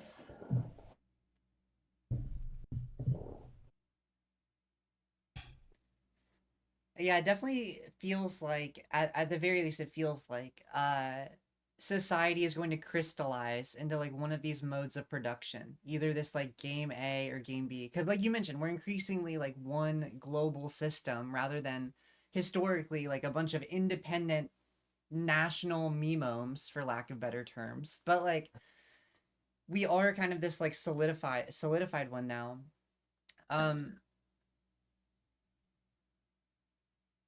I guess is like an end goal, and again, this is an opinion that I'm asking for, not really like is this the goal of your like project, right? Is the goal to like reintegrate these created systems, right? Like Jeffrey Epstein, he's an easy example because he's dead. We can talk about him, and he's dead, so it's an easy example. But like Jeffrey Epstein, you mentioned he went through this kind of ritualized abuse that created him into this system that was utilized by the machine. The system meaning multiple, right? You said singletons and multiples, right? That's like the dichotomy. That's one way that the people that went through it talk about it. Programmed multiples is one way to express it. Sometimes I call it day walker and night walker personalities. It's trippy stuff, but yeah. So is the goal to reintegrate these individuals? Like you say, open up to them with forgiveness, open up to them with like opportunity to learn their way out of it. But like, is the end goal to quote unquote cure them? Sure, of course. Two things I can kind of point to here. Like, one is Lubomir Azov is this incredible artist. He created this video in shadow that like in 2017, I think. Highly recommend that. He was pointing to exactly all of the stuff we just talk about, but in an artistic way where you can get past all of the protector memes in people. And then he released another one, I think 2 years ago, called Kingdom, which is just like, I don't know how people here relate to that, but it moved me to tears just to see that, because I think his take is congruent with what I've been expressing, what I think is going on and has to happen. And he has this artistic vision of how that looks like. And it's suicidal empathy was brought up earlier. Yeah. If you perceive yourself as weak, yeah. But if you're a strong one, no, of course not, because you're not gonna die. You're going, like, why should strength be afraid of weakness? And I guess this is a bit of a hand wavy way of saying it, but like look at Kingdom from Lubomir Azov, and like the energy of that will be clear, and it has to do with, yeah, I don't know, like when you go into these circles, like the spiritual component just becomes very unavoidable. And yeah, that's all I'm gonna say there. But like Lucas, like everyone else in that program, had many personalities and nuances that I'm still trying to wrap my head around. But like MK Ultra programming is a bit different than some of these older programming. I'm not sure, but not everyone has exactly the same messed up type of mind. Like there are nuances there, but she was basically escaping from a system, and it's still not 100% clear to me. Like the people that escape, it's bizarre, because like how can they still be around? Like I'm not fully understanding what's going on, and there might actually be higher powers involved. I don't know, like, but she had like the privilege, let's say, of having 3 decades of just being able to heal from that stuff. She describes it, and I don't know if she still has fragments of personalities, but she's this beautiful person, like a beautiful soul, very intelligent and loving, and she was talking about how she figured out, like her learning, her healing journey was that she realized that there is something she calls the parental self. So at some point you start as a multiple, which I'm not, so I'm just saying what people say here, but you start to realize that there are these different personalities in you that have different ages and stuff like that. And like it's very congruent to integral theory, where when you're like traumatized down when you're 5, then you have this 5-year-old part of yourself that is driving you, but this can just be so extreme that it's literally completely isolated. You have like these neural trauma nets in your brain that are like literally like, biological LLMs that are running basically. Yeah. But there is this locus that holds space for all of these personalities, which she calls parental self. And she, she is like insanely brave woman. Like it's difficult to imagine like how courageous these people are that are like escaping from that, healing, and then stepping forward and teaching other survivors how to heal and reintegrate and stuff like that. There has been a lot of progress made for how to undo this stuff. And I really want to see as quickly as possible that the people that are working on that, instead of receiving death threats and worse by these machine things, actually get protected by us, because they are like holding such important knowledge for this entire story. And it's crazy. Like they deserve to finally get rest from this crazy nightmare if they've been born into. And they like there is a whole science around how to turn singletons into multiples, and there's a whole science around how to undo that and reintegrate them back. And yeah, it's very much the people that are trying to heal themselves, they figured out stuff that works the moment that we unite as like billions of people, because so many of the stuff that divides us right now is so superficial and meaningless compared to this story. And I think this is just this crazy opportunity to be used in the right way. We can completely dispel all of these kind of illusions that have kept us apart about flags and stuff like that. And you're like, no, this is so obviously the right thing to do to help these people heal, to get someone who's a program multiple out of a position of power. Because if I were a program multiple, I would pray in a deeper part of myself that someone would have the courage to stop me, to isolate me into a container where I can heal, nurtured by love until I regain my sanity, and I will be so thankful for them that they did it. and I will recognize Yeah. how strong they were and how thankful I am for that. That's the energy that collectively has to spread across the planet, in my opinion. And then of course you reintegrate them. And there are examples. Katie O'Brien, for example, is another one of these survivors. She's reintegrated, like she's now a singleton again. And so we're one family. Like it's not like you can be, oh, this arm is sick, let's cut it off and we're healthy. This is not how it works. Like us, the collective, is sick. We need to heal, which means to integrate, not dissociate. That's exactly how that problem developed, is dissociation over integration. So that's kind of what occurs to me. That definitely makes sense. I kind of want to follow up on that. Yeah, somebody in chat also asked, like, what if they don't want to be healed or reintegrated? Like, let's just imagine, like, let's say Jeffrey Epstein was still alive, right? And he didn't go to jail for all the stuff that he went to jail for. If he was approached with like this dynamic where he gets to become normal again, right? Become like washed by the masses, which is kind of what it sounds like, washed by like the people as like a collective organism, not as like individual people, but as like a collective. What if he doesn't want to become normal, right? Like I feel like a lot of game A theory resolves not resolves, maybe revolves around this idea of like superiority, of like you said, competition, of like being better, having more, being like more capable. How do you deal with the people that would prefer to keep competing in game A despite the perceived advantages or the perceived like benefits of learning how to be group B? Does that make sense? Like, do you, if Jeffrey Epstein said, I don't want to be re-socialized, are you going to force him to be re-socialized? Or like, do you let him continue to like independently operate? Well, one thing is very clear: you do not allow him to abuse children. No, that for sure. Yeah. That's one thing that's super clear. And then you basically just say, okay, there is a way for you to leave this isolation container that we set up for you eventually. Here are the conditions you need to reintegrate. This is our entire approach to mental health is, and that's where I draw a lot of inspiration from A Course in Miracles, contrasting with everything I learned through this program, multiple stuff. It's actually, I'm intending to make a video about that at some point, that like mental health is another one of these things that is very difficult to, let me see if I can make that point. It's a pretty cool point actually. So there's this quote of criminals break laws, smart criminals make laws.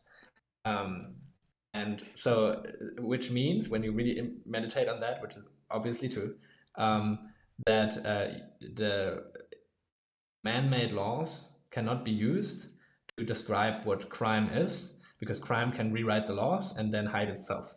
We need some deeper basis to define what crime is. That means you need some transcendent formulation of law, and that's where we get to natural law or something like that.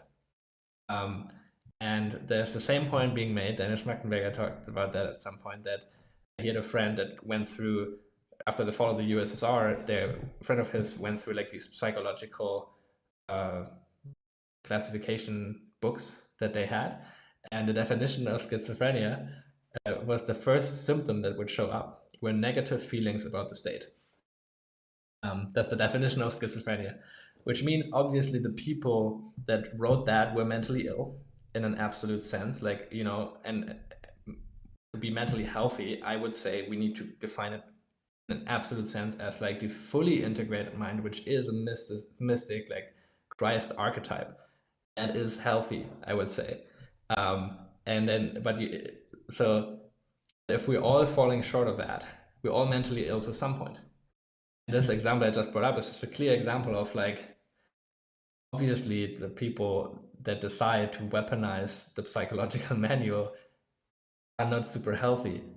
So it's a problem if we use that stick to measure itself, and or can you get me back on track? I'm losing what the initial question was about people not wanting to be healed. Oh, Yeah, like Jeffrey Epstein doesn't want to be reintegrated. Do we force him to reintegrate, or do we how do we handle people that don't want to be a part of this new machine, this new system? yeah, right. Um, And I have a real world anecdote that I could draw on, but I guess I'm curious a bit, and this one might be controversial because it is a little bit of a conspiracy theory as determined by some people, but there's like two perspectives on the relationship of the Uyghur people in China, right? There's this one category that says like they're being genocided in concentration camps. And then like the official perspective is that basically certain Muslim individuals are part of this game A clique where they're like thinking about their own in group rather than like the wider collective engagement. And like the reason they're in these camps is this kind of re-education, re-socialization, reintegration into game B, where we learn how to collaborate together and we like do all this. Now I understand the fact that like China's a nation, inherently it's kind of part of this game A like framework here. But like that is kind of the like anecdote for what it sounds like you're recommending for various game A theorist individuals in this new game B society. So I guess that's like a real world anecdote that I'm drawing to. But I also want to ask like just in general about the Epstein thing because he's dead and it's a lot easier to talk about not like fictional scenarios than like real world scenarios. yeah.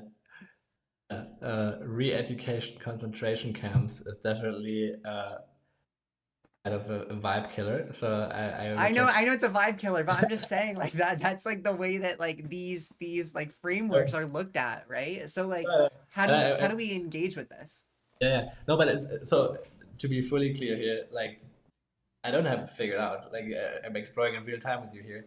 Um, obviously that's not it. Re-education at concentration camps is not it. This is not how we bring about the more beautiful world.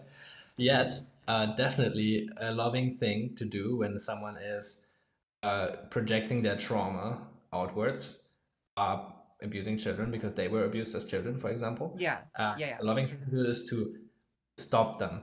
Like if you are like completely drunk and you start to demolish some art gallery or something like that, and we're really good friends, I would be like grabbing you and pulling you out of there, and you would thank me the next day. Right? So that is the type of like it's about compassion. It's a helping hand, and it's a strong helping hand kind of thing. And it's like if I were you, I would want you to do the same thing, kind of to me. You know, like that's the level of energetics of the situation. And I don't know how the details look like actually. Yeah, yeah, I don't know. Like, I mean, already a huge improvement would be to have the clarity that this phenomena exists, and so you would not allow Jeffrey Epstein to be invited to children's birthdays as like reading children's books to them or something like that. Like you would just Yeah, like no, no, yeah. no, no, you're not there yet. It doesn't mean that he's like definitely you wouldn't put him into like a dark like dungeon where he would just like suffer even more, right? You would probably offer like, oh, here's the heart protocol, like this crazy effective psychedelic medicine protocol. If you want, you can try that. You would probably offer MDMA assisted psychotherapy, and like it's not like uh, punishment and justice are completely incompatible. Um, in my book, and like that's just to me like so clear that to punish is to not understand, and like you cannot kill a wound and cause healing that way.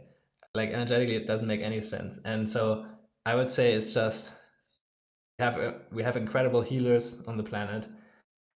Many of them, maybe most of them, don't know where the wounds are. And they could be so much more effective in healing this planet if they knew where to direct that energy, basically. And so I guess it takes this masculine aspect of like stop the abuse, because that person just digs themselves deeper into the ground, and it's not like like one thing I learned from Anneke Lucas talking to her mentor, who is not a program multiple, but she just happened to stumble into this world as a psychotherapist. And she's like one of the leading people in the 60s. She started to make sense of this phenomena of people having different personalities and stuff like that. She said that like the way that this is engineered, that they have like a personality aspect that receives all of the empathic pain, while this other personality is completely cold and in the driver's seat and doing this stuff. So this idea that I was holding for some time as well, and I don't have all the details, but it just feels to me very clear that there is such a thing as the human nature that is fundamentally social and empathic and loving. And it can be distorted and engineered in such a way that the empathic pain is all being channeled into a part that cannot act, that can just suffer, increases in pain, and makes you even more addicted to sadism, which is just a way to offload that pain temporarily. And so allowing someone to project out their trauma, actually it is self-destructive. Like it's this illusion of victim and perpetrator, like that the victim is somehow winning in any meaningful sense, is an immature perception of the situation. And so I'm equally like, just knowing that this entire system, like that the people that are up, like the older people that have survived up to that certain age, they're like the victims, and then the very young people that are being abused by them are they are the perpetrators, and down here you have the victims. If you take a snapshot, which is how that machine would use that information against the people, like, oh, here's the tape of what he did, yeah, then it looks pretty one-sided. Roll back the clock and you see another tape where Jeffrey Epstein was like 30 years earlier as a child, or 50 years earlier as a child, and you're like, oh shit. And if you see the entire picture, you just see so much pain, so much needless suffering, and it's just about like, how can we cause healing? And I don't know exactly how that looked like, but I guess there's a masculine aspect of binding the violence, and then in service to the feminine again of causing healing. And then finally get rid of all of the need for any of this, because we just heal and don't start traumatizing ourselves again. This kind of feels like it goes back to the question I asked earlier of like, is this like a generational die-off thing, or is this something that we're trying to change existing people? Like, are we trying to stop the creation of new DID systems, or like multiple systems? Or are we trying to fix the ones that currently exist? Like, are we trying to like, does that make sense? Are we trying to block the chain? And then like the people that exist are like, okay, these, we just have to be cognizant of like the things they went through, for example, have empathy, but also don't let Jeffrey Epstein around children, kind of dynamic, right? Or are we trying to say like, okay, maybe not to get controversial, but like there's this concept of like a non-offending pedophile. It blew up a little bit recently on the internet, so my mind has been there as well. But it's like this idea of minor attracted persons that are like cognizant and like aware, and they're like, I'm not gonna say it because I do not want that to be clipped ever. But they basically say like, I am what I am, and like I am attracted to who I'm attracted to. And like, I'm not going to act on it. So they go to therapy. They're very public about this aspect, right? Are you saying we should make Jeffrey Epstein a public, non-offending pedophile? Or are you saying that we should just like, and not, again, not you like, oh, give me all your facts, but like your opinion? Or are you saying like, we should have stopped Jeffrey Epstein from becoming a pedophile before he was not pedophile, it stopped him from becoming like a broken system, a machine, a long time ago, like 50 years ago, 60 years ago. And then like, Jeffrey Epstein is just kind of cucked or like screwed because he like, it's like, oh, he already went through the cycle. Like he's broken, not literally, but like from the perspective of like fixing the system, applying the medicine, right? Like, which way, Western man? That's what I'm asking. So, yeah, definitely. Like, once you realize the tragic mechanisms to feed the supply side of things for these systems, it becomes super obvious what easy steps can be taken to dry up that swamp, if you want to use that language, but Yeah, to dry drain the that. swamp. Yeah, that's a good clip. So I don't know, the pretty dark stuff, but like we should look more in orphanages, what's happening there, and in war zones, what's happening to orphanages in war zones, and yeah, I don't know, like there are a bunch of things where you can make it much harder for this system to get all of the resources it needs, and human resources I'm mostly talking about, and then also let's see, like there are mechanisms. Like, it's crazy to believe that anything remotely like this could have been going on for such a long time and no one knows about it. And of course, if that claim is taken seriously, then you demand, okay, what are the mechanisms? There need to be mechanisms that make sure that someone who escapes is taken in again or made silent or whatever. A lot of that actually is solved by the equation that most people in these systems don't know they are during the day. Then Really? that's the daywalker personality. You're just a normal person, a bit more shallow, a bit less access to your emotion, like no depth, because it's just this tiny part of your personality.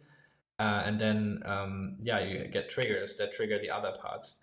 They hold all of the memories and all of the knowledge and everything you did. So they could go through a lie detector test and say, I have no idea what you're talking about, and be sincere, because they don't. And that just creates this crazy complexity of making sense of the world. Because suddenly, like, you have a whole other degree of freedom where Moloch, or like this depraved machine, can hide in the people. So that explains a lot how this could be so secret. Like, sleeper agents don't know they're sleeper agents.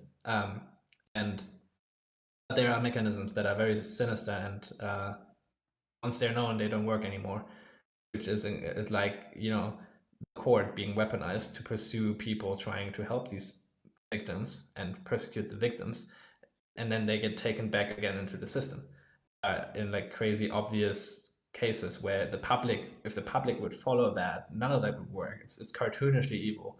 And so like, there's so many low-hanging fruits to dry up that thing. And I guess then also you need to deal with the fact that there's still a lot of momentum going, and how do you deal with that? I don't know if does that answer the question. I'm not quite sure, but Yeah, I think it does. Because what I was kind of getting at is like that momentum aspect of it, right? Like all these systems, these machines are in motion, and an object in motion stays in motion unless acted upon by an outside force, right? And that I think that was, somebody said that at one point. But I guess I was kind of hinting at that idea of momentum. And like, is the goal to shift the momentum of the machine that exists onto this group B path, or is the goal to like start a new momentum that is group B and just like outlive this like other group, right? Like the existing machine, quote unquote. yeah. Well, I don't know. I feel like I can just give you the answer that I gave earlier already. Like, it's both.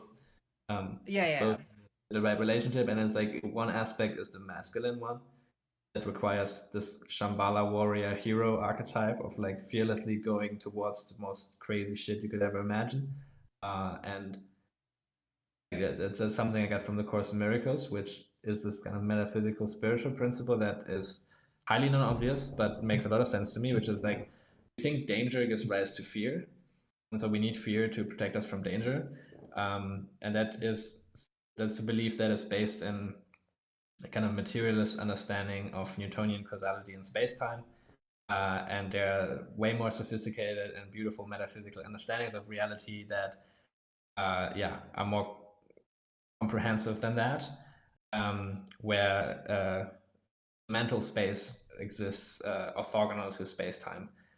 So memetics is a whole another beast, and many people relate to it today. It's not just information stored on bits or neurons or whatever. It's some very crazier stuff going on there. And actually, the CTMU from Christopher Langan is, I think, the most refined thing I could find so far about how reality actually works. And there, us, like the human mind, is actually evolving reality and keeping the coherence. And it's actually you being afraid manifests danger. That's what's actually happening. So fear gives rise to danger, not the other way around. The ego, or whatever you want to call it, Moloch consciousness, this paranoid game theoretic type of thinking, is not what protects you from danger. It's the thing that creates the danger. And you can make the same point as this as above so below kind of perspective, that the same is true for humanity as a whole. A military industrial complex does not protect you from danger, it creates it. And this relates to everything we just talked about. Like, it does create it in very direct ways. And so you need that masculine energy, movement, whatever, that knows it, really, like embodies that. Like, be fearless is to be perfectly safe and just let yourself be guided by the will of the whole, the universe, whatever. Go into the eye of the storm and undo the core of it. And then the feminine is much more this distributed, like, oh, we can just like create these other systems and we can cause more and more healing. Maybe we can have healthier food for everyone, because that is part of why so much of this thing, like, it's part of the equation, but it's just a much more gentle way of lifting the entire system, and we need both, I would say. Thank you for the long and thoughtful answers. I really appreciate it. I know I've kind of asked like similar questions multiple times throughout the call, but every time I ask it a new way, you give me like new insights into the line of thinking. So I feel compelled to keep doing it. But I think you clarified it very well. One question that chat had was if you've read this book called The Invisibles. It's a comic book, but it tries to get at a lot of the stuff that you and I have been talking about. Apparently, that's what I haven't read it, so I don't know. I can't speak from my own perspective, but I don't know about that book, but it sounds interesting. It's about like program multiples and stuff like that. I think it was maybe more in regards to like Group A versus Group B thinking. This people like Stephen Greer, this like conspiracy-esque kind of like hidden information maybe. They asked the question a while ago, and then I just was trying to look for a good place to put it in the conversation, and I didn't. So it's a little out of context, but yeah, that I really appreciate a lot of your insights. I already asked if you had anything that you wanted me to address that I didn't, but I guess like is there anything that like you think the average person watching this should engage with? Like authors, sources, like video makers, like anything that has really inspired you? Like, is there anything you want to like coherence beacon out through this podcast, right? Oh yeah. There is, I can give a bit of like a spread out, chronologically spread out answer to that, because over the last 5 years or so, like, I've changed so much as a person that my recommendations changed as well. And everyone here can feed into what part of the journey they resonate with, but it started super materialist and now it's extremely spiritual for myself. So just, being open about that, like, and before, like, early on, and all of it is equally valuable. It's just like this part, the end of the journey, couldn't have stuck at the beginning. I used it all and combined it all, but like this whole system thinking, system theorist approach from like the Game B crowd, Daniel Schmachtenberger, Jordan Hall. Maybe I can just name a few. Yeah, maybe I don't necessarily recommend that much of content, but like people I feel like that's actually what, to me, that's how it works. Like, you find people and then you learn about their worldviews. The book is one way you can do that, but you will find out what they produced when you know their name. So Inish Schmackenberger, John Hall, Forrest Landry, Jim Rutt, these are like the people at the, for me at least, the core of that Game B movement. Vivek has amazing insights adjacent to that crowd or that Game B movement. Then let's see. Yeah, Tyson Kapurta, definitely. His book Sand Talk, super interesting. I invite you to just like really try on to perceive our culture, cult, whatever you want to call it, through their eyes. That's been super interesting. And yeah, but then later on, I was drawn more to the fringes, and which the Strange Horizon stuff, which is at once it becomes very. Can you still hear me? Okay, I just had this. Yeah, I can see you. Okay, perfect. Yeah, like it went more into the Strange Horizon stuff, which is on one side more. Yeah, I guess the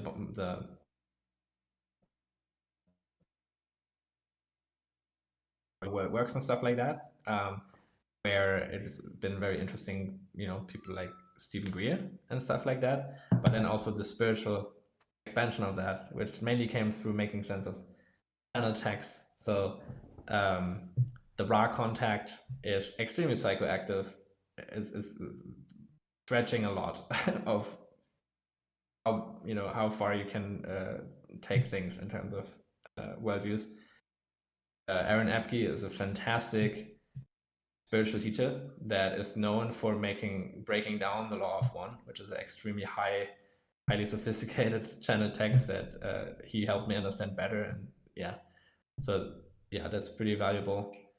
And yeah, and then use your own discretion here, how much you feel called to go into the darkness, with your mind to perceive it without becoming it.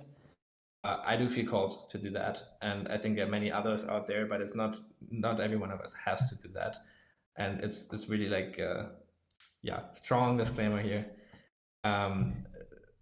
Katie O'Brien, Annika Lucas, also Stephen Greer on that level are fantastic resources to start making sense of it. Nathan Reynolds is even crazier when it comes to how ancient the core of that machine is. Like, he's being born into a bloodline that goes far back, and it's really trippy stuff. This is high signal sources to make sense of this stuff, and it's extremely hard to digest.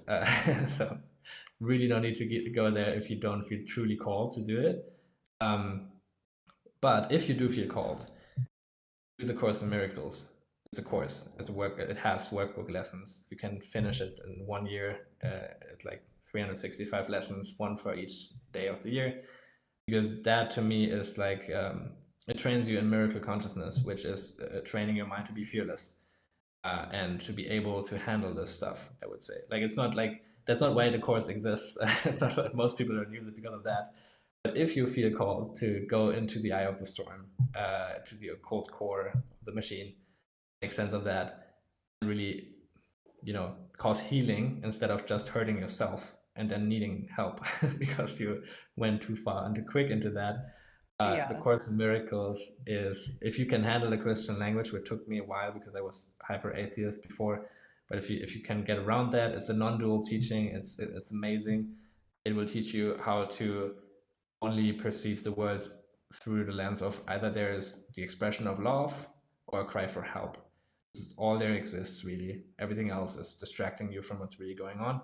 And you can train your mind to really work like that, and then you're able to cause healing and be an instrument of peace, even in the face of this cartoonish, crazy, evil stuff.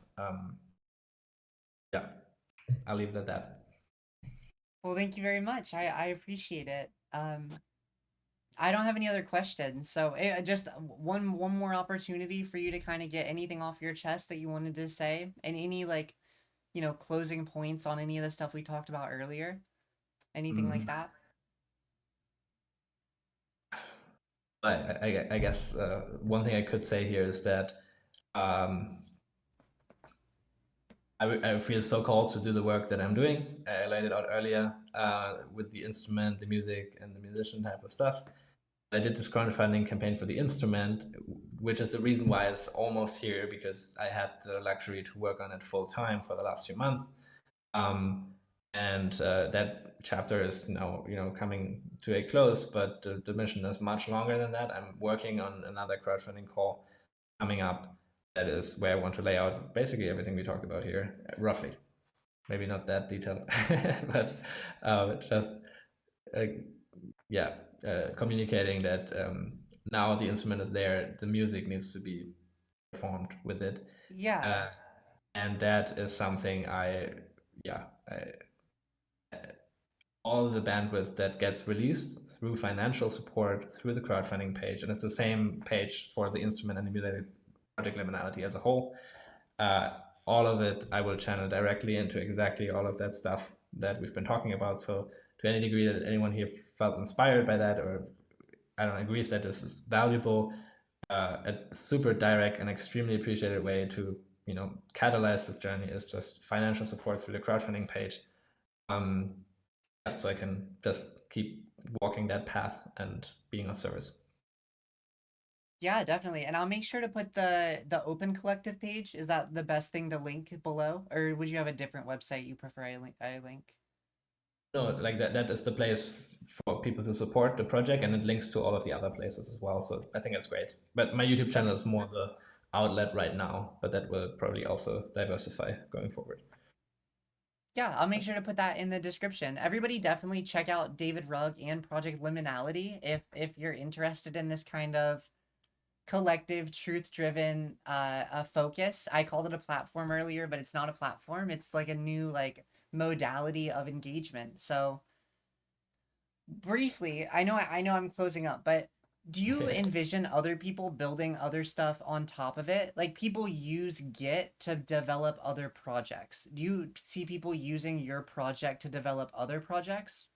Or like Yeah, it's supposed to be like a layer zero. Is that layer one, layer zero? Like the base layer, very yeah, akin to how blockchain spawned all of this other stuff on top of it. Yeah, like the open science can be done on top of it. Peer-to-peer education. I call it like syndidactism. That's another video coming up. But um, I hinted at it in the video of the Interbrain that there are 10,000 things to build on top of that. Investigative journalism can happen through that, and eventually this whole thing becomes Dream OS, which is an operating system for the age of digital shamanism. That's what I hinted at earlier with like indigenous elders vibe coding their wisdom into apps kind of thing. yeah. And that literally is then just you want like a vibe coding framework type of thing, which explicitly means people can build stuff on it. But I want to blur the boundary between using like sharing knowledge and building things is the same thing in the whole system. So yeah, it's explicitly meant to be a base layer for some beautiful garden and of different things to grow out of. Yeah. Are you going to keep it on Git? Is it always going to be like a mod of Git? Or do you intend on like having it be like its own chain? You mentioned blockchain. I don't know if you want it to be like a blockchain type thing, but So yeah, so right now it's Git, and it uses then Radical, which is like a kind of distributed version of GitHub for the collaboration layer to work. It also uses GitHub for publishing the knowledge through GitHub pages and stuff like that. Eventually, I think you're talking to some of the people also that I'm hanging with in the whole World Wide Web crowd. Are you familiar with that term? the World Wide Web. I've heard variations of things like this. Like Defender or like could you list people? Say what? Sorry, could you list people? You said you think that we're talking to the same people. I'm talking to a lot of the people in like ORI, Defender, I know his that people network. I'm talking to the Fender. Yeah, I yeah. know that crowd, so I don't know, but whatever. In that space, friend Nico is working on the Atom layer, which is this crazy innovative thing for uniting all of these different languages or ontologies for how people build applications into one meta ontology. And that's been kind of like arrived at this unifying language. And the cool thing is that no one has to really change that much on how you're building things, because you can wrap existing stuff into the Atom layer and make it all cross communicate and interoperable. Like it tries to bring about the same interoperability that you see in nature, right? Like Yeah. all organisms in nature, they speak the same language on some fundamental level. Trying to do that for the digital, and yeah, so it will remain good, but wrapped in this interoperability layer. That's roughly what I'm seeing right now. Let's see how it develops, but definitely there are lots of super exciting projects being built alongside what I'm building, and the goal is to have it all talk to each other. Cool. That's really cool. Well, thank you for that brief explanation here at the end.